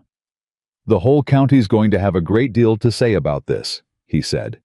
"They were going to anyway," she said. Something pulled at the corner of his mouth. "Reckon you're right," he said. "I generally am," she said. He laughed. Just briefly, just once. But it was a real laugh, full and unguarded, the laugh of a man who had not laughed like that in a very long time, and found it surprised him. Clara looked at him and thought, there he is. Not the cold rancher. Not the controlled employer. Not the man who built walls. Just him right there laughing in the kitchen. She thought about Emma saying Papa smiles now sometimes. She thought about Dutch saying an old man's privilege. She thought about Agnes Fowler saying it's about time in the churchyard. She thought about October and a banker's desk and $4.60. She thought about the distance between that morning and this evening, and how the distance was measured not in miles or months, but in accumulated small moments of being seen. Really seen correctly. Seen until the accumulated weight of it was enough to shift something that had been stuck for a very long time. She had not come to Callahan Ranch to find this. She had come to survive. She had done both. 3 days after that evening in the kitchen, Victoria Lawson made her final move. Clara had been expecting it in the way you expect weather that's been threatening, not certain of the shape, certain of the arrival. What she hadn't expected was the form it took. Victoria went to Gerald Lawson's banker in the county seat and had a formal document drawn up withdrawing the Lawson Holdings water agreement from any renewal consideration, citing a breach of community standards by Callahan Ranch, and had that document sent to 3 parties: the county land office, Reverend Pearson at First Methodist, and Wyatt Callahan's primary cattle buyer in Abilene. The document implied that Wyatt Callahan's household had become a matter of moral concern in the county and suggested that business partners with reputational sensitivities might wish to revisit their arrangements accordingly. Callahan received his copy on a Friday morning. He brought it to the kitchen. He set it on the table. He sat down. He looked at Clara. "She wants to make it a choice," he said. "The water, the buyers, the reputation she's assembled, everything she has, and she's putting it on one side of the scale. Against me," Clara said. "Against us," he said. He looked at the document. Clara looked at him. "What do you want to do?" she said. He looked up. "I want to know what you want to do," he said. "This is your life she's making a calculation on. Your name, not only mine." Clara was quiet for a moment. She thought about everything Victoria Lawson had done since October. The letters, the implications, the church women, the banker, her father's leverage, the Abilene buyers. She thought about the architecture of it, how it was built, what it was built to accomplish, what it assumed about Clara's position and Clara's fragility and the limits of what Clara would endure. It assumed she realized that Clara would break before Wyatt would. That had always been the calculation, that a woman in Clara's position, large, plain-dressed, recently arrived, recently bereaved, financially uncertain. No family name to call on, would eventually find the cost too high, would take the exit that was always being quietly offered, would choose preservation over exposure. Victoria had never in 4 months of sustained effort considered the possibility that Clara Whitmore might look at everything on the scale and not flinch. Clara picked up the document. She read it fully. She set it down. She looked at Wyatt Callahan. "I'm not going anywhere," she said. He looked at her. "The buyers," he said, "will either be loyal to the product or they won't," she said. "And if they're loyal to gossip over quality cattle, they're not buyers you want long-term anyway." "The water arrangement is a problem you'll solve," she said. "You solved the Henderson problem. You rode to Millhaven in a day. This is the same category of problem." I was watching her with that look, the deep one. "And your name," he said quietly. "She's implying things in that document that will follow you, even when it's resolved, even after." Clara looked at him steadily. "Wyatt," she said, "my name has been in people's mouths since the week I arrived. I've been managing that arithmetic for 4 months. She paused. "The question is not whether she can damage my reputation. She can somewhat for a time. The question is whether that's a reason for either of us to do anything differently." She held his gaze. "Is it a reason for you?" He looked at her. "No," he said. "Immediate. Flat." "Then it's not a reason for me either," she said. The document lay between them on the table. He reached across and picked it up. He folded it once. He stood. "I'm going to make 2 visits this afternoon," he said. "Pruitt first about the estate misfiling, then Gerald Lawson." His voice was entirely level. "I intend to make clear to Gerald that his daughter has been engaged in a sustained campaign against a member of my household, that the county land office has documentation of the Henderson sale circumstances, and that I am prepared to be considerably less quiet about my knowledge of those circumstances if the pressure on this ranch doesn't end." Clara looked at him. "That's a significant threat," she said. "It's a significant situation," he said. "He won't like it." "No," Callahan said. "He won't." He looked at her directly. "But he'll respect it. Men like Gerald Lawson only respond to force. I've been too polite for 4 months." His jaw set. "I'm done being polite." Something in Clara's chest shifted, something that had nothing to do with the Lawson document or the water agreement or the cattle buyers and everything to do with the man standing across the table from her who had just decided fully and finally that he was done allowing other people to set the terms. "All right," she said. "I'll be back by supper," he said. "I'll have it ready," she said. He put on his hat. He looked at her once more, the full, direct, undeflected look. "Clara," he said. "Go," she said. "I'll be here." He walked out. She stood in the kitchen and listened to his boots on the porch, and the sound of the horse in the yard, and the ordinary sounds of the ranch moving around her, and she thought, this is the moment. Not the declaration in the kitchen. Not Sunday at the church. This right now is the actual moment. The moment where everything that was theoretical becomes real. She pressed her hands flat on the work table. She breathed. She was not afraid. She was the opposite of afraid. She was, for the first time in her life, completely and irreversibly certain of exactly where she was supposed to be. She started supper. He came back at 6:45. He walked in and sat down, and she put food in front of him and sat across from him, and Emma came in and sat between them and talked about fractions with fierce enthusiasm. And Callahan answered Emma's questions and ate his supper, and once across the table met Clara's eyes. He nodded once. She understood. It was done.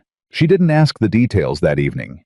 She got them later that Gerald Lawson had listened with the calculated attention of a businessman, weighing exposure, that the Henderson documentation had landed exactly as hard as Callahan had predicted, that by the end of the conversation, the water agreement had been quietly reinstated, and no further documents had been sent to Abilene.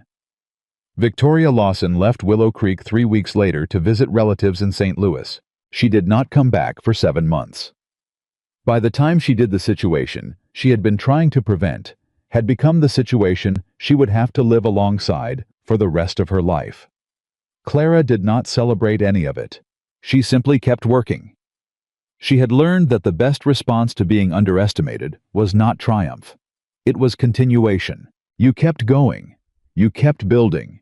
You kept proving, not to the people who doubted you, but to yourself again and again, in the small daily work of being the person you had decided to be, that you were exactly who you knew yourself to be. That was the only victory that lasted. She knew that now.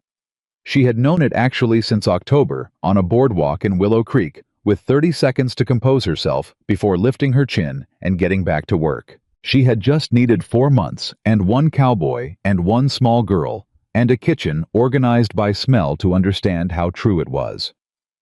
March came in like it had somewhere important to be. The cold broke in the second week, not gradually, but all at once, the way things changed on the frontier without warning, without negotiation. One morning, simply different from the one before. The ranch hands moved differently in the warmer air, quicker and louder. The particular energy of men who had been cooped up by winter and were now released back into the full dimensions of the work they understood. Clara noticed all of it from the kitchen. She had been noticing things from the kitchen for 5 months now, and she had gotten very good at reading the ranch through sound and movement, and the small social signals that passed between men who worked closely together, the way you could tell a good day from a difficult one by the rhythm of boots crossing the yard, the way you could tell morale by whether the hands came to the table talking or silent. March was loud. March was good. She was at the stove on the second Thursday of the month when Emma came in 40 minutes early, which never happened. Emma was constitutionally punctual. She treated 2 o'clock as a fixed law of the universe, not a suggestion. And so when she appeared at 12:20 with her notebook and her flour-dusted apron already tied, and her expression doing the specific work of containing something large, Clara turned from the stove immediately. "What happened?" Clara said. Emma sat down. She put both hands flat on the work table. She looked at Clara with her father's eyes, and the particular intensity of a child who has made a decision and is now executing it. "I need to ask you something," Emma said. "All right," Clara said. "Are you going to stay?" Emma said. The kitchen was very quiet. Clara looked at this child 8 years old now. Emma's birthday having passed in January with a cake Clara had made, and Callahan had decorated with more earnestness than skill, both of them watching Emma count the candles with the solemnity she brought to important arithmetic. What makes you ask? Clara said. Because, Emma said carefully, you found out about the land. And the land means you don't have to be here. And Papa says people should only be places they choose to be, not places they're stuck. She pressed her lips together. So I need to know if you're choosing. Clara came to the table. She sat down across from Emma fully, the way she gave Emma her full attention, the way she had from the first day, because Emma deserved it. Emma, she said, look at me. Emma looked. I am choosing, Clara said. Every single morning when I get up before 4 o'clock and come to this kitchen. That is a choice. Not obligation. Not desperation. A choice I make because this is where I want to be. Emma's jaw was still set. Why? Because, Clara said, this is the first place I have ever been where people looked at me and saw me. Not what I look like. Not what I don't have. Me. She paused. You were the first one. You and your pie crust geometry, and your refusal to accept vague answers. You saw me before most people did. Something moved across Emma's face. Fast, and then gone the way her father's emotions moved, deep and swift and carefully managed. Papa loves you, Emma said. Flat, factual, the way she said everything true. I know, Clara said. And you love him. Yes. So you should get married, Emma said. Because that's what people who love each other do when they're going to stay. Clara looked at her. She thought about the particular quality of an 8-year-old's logic, the way it moved in a straight line from premise to conclusion, without getting tangled in the complications that adults spent so much energy managing. Emma had identified the facts, processed them, and reached the obvious conclusion, and was now presenting it to the relevant parties as though the delay was a simple administrative oversight. That, Clara said, is a conversation that involves your father. I know, Emma said. I already had it with him. Clara stared. This morning, Emma said. At breakfast, I told him the same thing I just told you. She looked at her notebook. He turned very red and said it was a private matter, but he didn't say I was wrong. Clara pressed her lips together hard. He didn't say you were wrong, she repeated. No, Emma said. He just said private matter and then left for the barn very fast. She looked up. Papa only leaves rooms fast when he doesn't want to explain something. Emma, Clara said carefully, you are the most extraordinary person I have ever met. Emma considered this with appropriate gravity. I know, she said. Can we make something today? I want to concentrate on something. Absolutely, Clara said. They made bread. Emma kneaded the dough with focused ferocity, and neither of them spoke much, and the kitchen was warm, and outside, the March sun moved across the yard, and somewhere in the barn, Wyatt Callahan was almost certainly thinking about a conversation with his 8-year-old daughter that had moved considerably faster than anything he had planned. He came to the kitchen that evening at 7.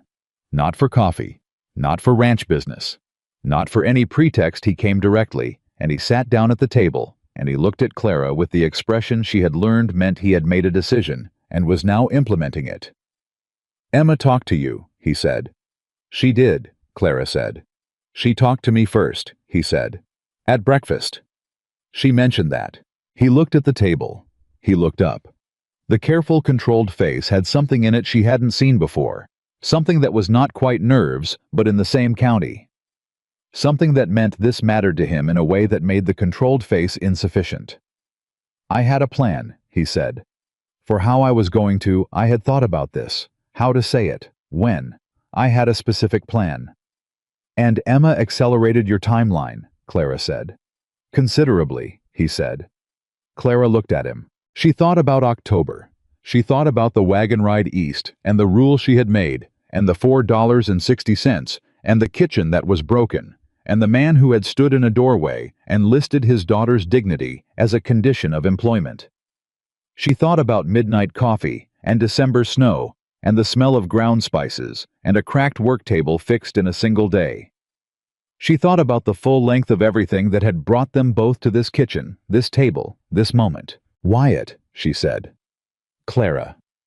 He looked at her steadily. I am not a man who says things he doesn't mean. You know that.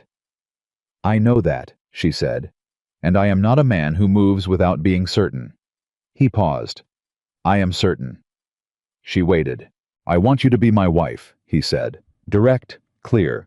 The way he said everything that mattered, without softening, without decoration. Just the thing itself laid on the table between them.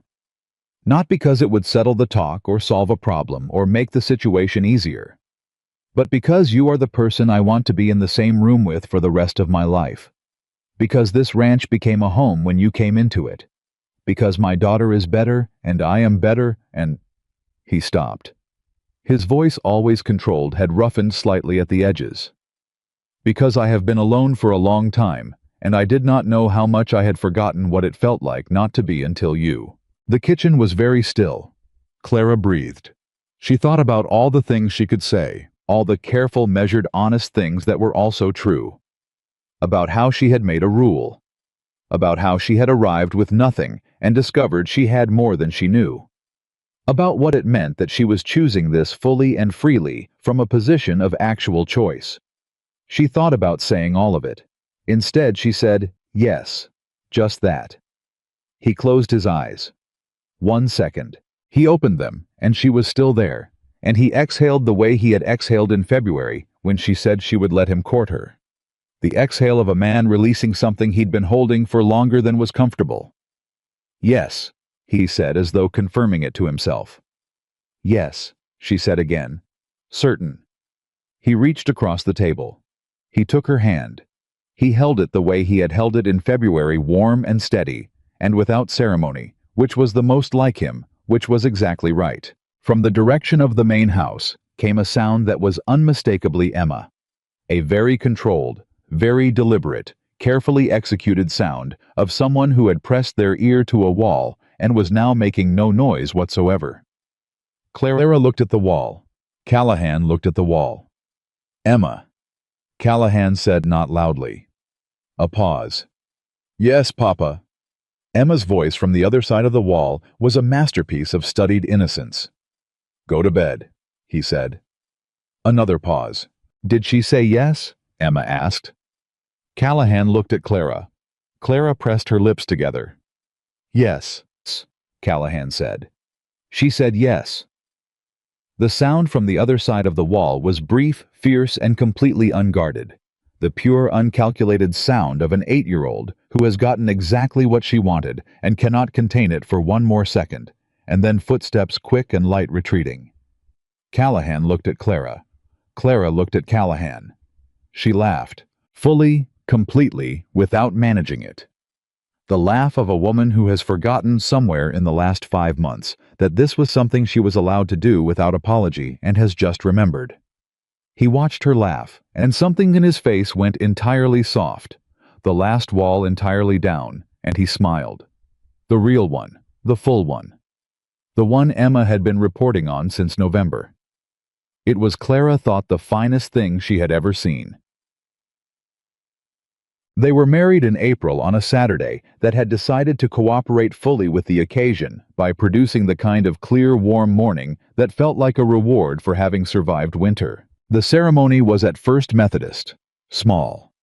Not because they had been asked to keep it small, but because the people who mattered fit into a small space, Reed and Dutch Cody, and the hands who had drawn straws for who could take a Saturday morning. Agnes Fowler in the front pew, looking like a woman whose opinion had been vindicated and was enjoying the fact.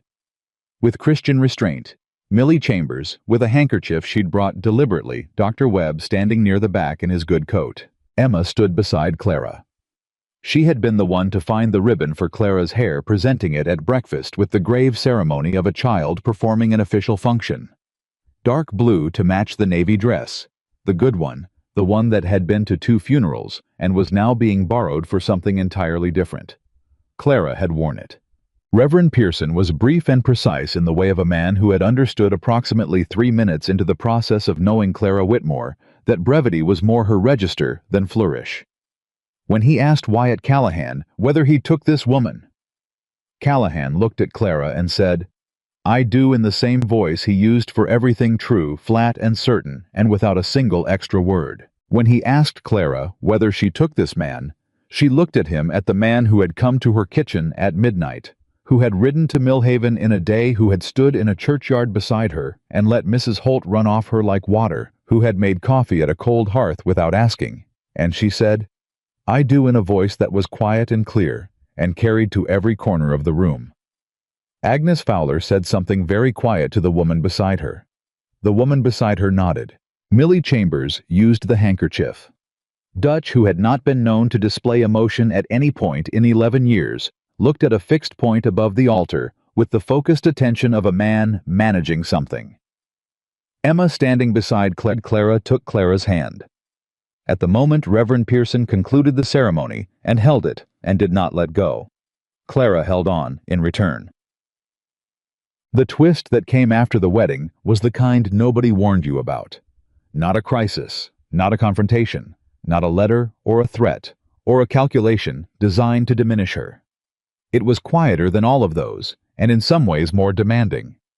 It was the discovery that being chosen openly and completely, and before witnesses, did not automatically dissolve the habits of a woman who had spent 25 years being assessed and found wanting. It happened in small moments.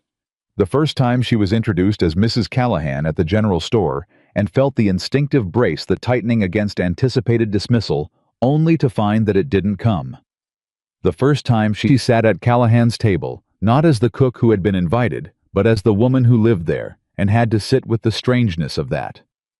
The first time someone in town treated her not as the woman who had come from nowhere with uncertain intentions, but simply as Wyatt Callahan's wife, with the particular county-level respect that attached to that fact, and she had to decide what to do with a respect that had arrived via a name rather than earned. She talked to Dutch about it one afternoon in April, when he stopped by the kitchen in his customary way, and she was less careful than usual about what she said.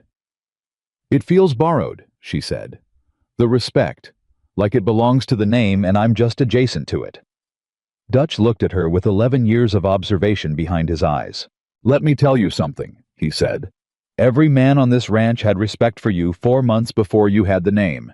You want to know when it started? First morning. 5:30. Those biscuits." He put down his cup. "The name didn't create the respect. The respect was already there. The name just made the rest of the county catch up to what we already knew." Clara looked at him. "That's," she started. "True," he said. "That's what it is." She sat with that for a while. She sat with it long enough that it stopped feeling borrowed. It took about 3 weeks, which was, she thought, considerably faster than the 25 years she had spent learning to distrust it. The conversation with Emma happened in May, on a Tuesday at 2 o'clock, which was still their time. It had not changed with the wedding, and neither of them had suggested it should, because some things were correct and didn't need adjusting. They were making pastry a more complicated variant than the one they had attempted in February, and Emma was concentrating with the focused intensity she brought to all technical challenges, and the kitchen was warm and smelled of butter, and the ranch outside was loud with spring work, and Clara was watching Emma's hands and thinking about nothing in particular when Emma said, without looking up from the dough, "Do you regret coming here?" Clara considered the question with the seriousness it deserved. "No," she said. "Not any of it," Emma pressed. "The letters, Mrs. Holt, Mr. Pruitt, Robert." "No," Clara said. "Because all of it was part of how I got here. You can't remove the difficult parts and keep the good ones. They come together." Emma processed this, still working the dough. "I was afraid you'd leave," Emma said. "In December, after the letter from Mrs. Lawson. I was afraid you'd decide it was too hard." "I know," Clara said. "I didn't say anything because I didn't want you to stay because of me," Emma said. "I wanted you to stay because you wanted to." Clara looked at this child, this extraordinary, careful, precise child, who had understood at 7 years old the difference between charity and choice, between staying out of obligation and staying out of desire, and who had said nothing and managed her own fear alone because she didn't want to be the reason someone made a decision they didn't fully mean. "Emma," she said. Emma looked up. "I stayed because I wanted to," Clara said. "You were part of why I wanted to. But you were never the obligation. You were the joy." Emma looked at her for a long moment. Her chin went up slightly the way it did when she was holding something in. "Okay," she said in the voice that meant considerably more than okay. Okay, Clara said. They went back to the pastry. After a while, Emma said, "It came out better than February." "You've been practicing the geometry," Clara said. "I have," Emma said with satisfaction. They put it in the oven and waited, and the kitchen was warm, and outside the ranch moved through its spring business, and inside two people sat at a work table and were entirely at ease with each other, which was its own form of extraordinary, even if nobody was measuring it. It was August when Pruitt came to the ranch. Not sent for, he came of his own initiative in the particular way of men who have done something they can no longer avoid accounting for, and have decided that arriving first and appearing cooperative is marginally better than waiting to be summoned. Clara was in the kitchen. She heard him in the yard. She heard Reed go to find Callahan.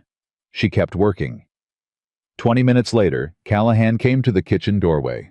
"Pruitt is here," he said. "I know," she said. "He wants to speak to you," he said. "He doesn't have to. I can send him away." She looked at Callahan steadily.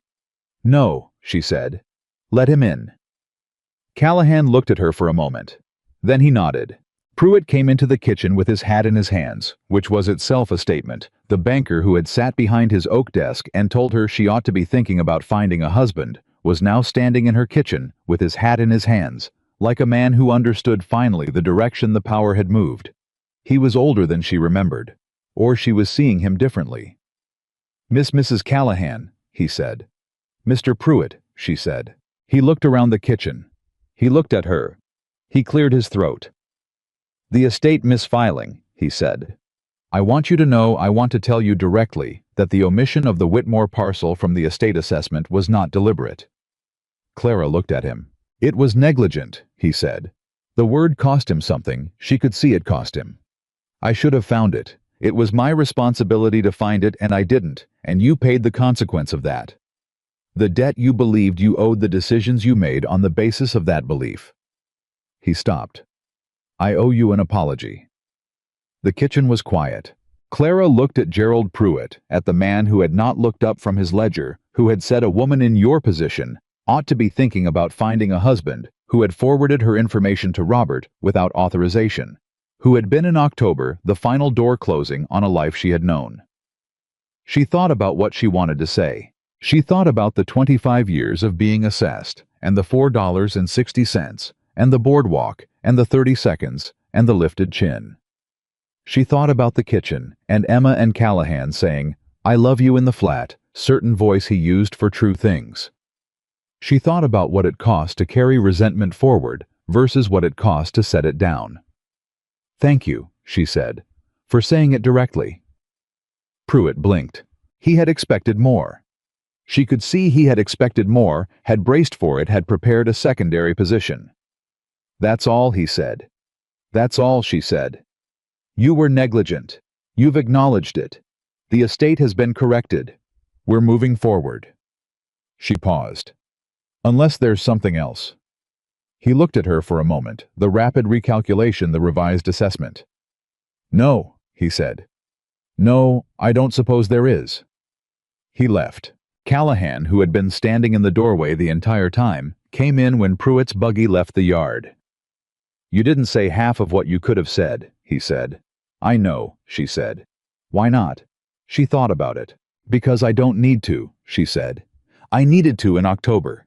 I needed him to understand what he'd done, and I needed it to count for something. But it already counted. It counted the day I walked out of his office and got on a wagon and came here." She looked at Callahan. "Everything that happened because of his negligence is now part of how I got to this kitchen.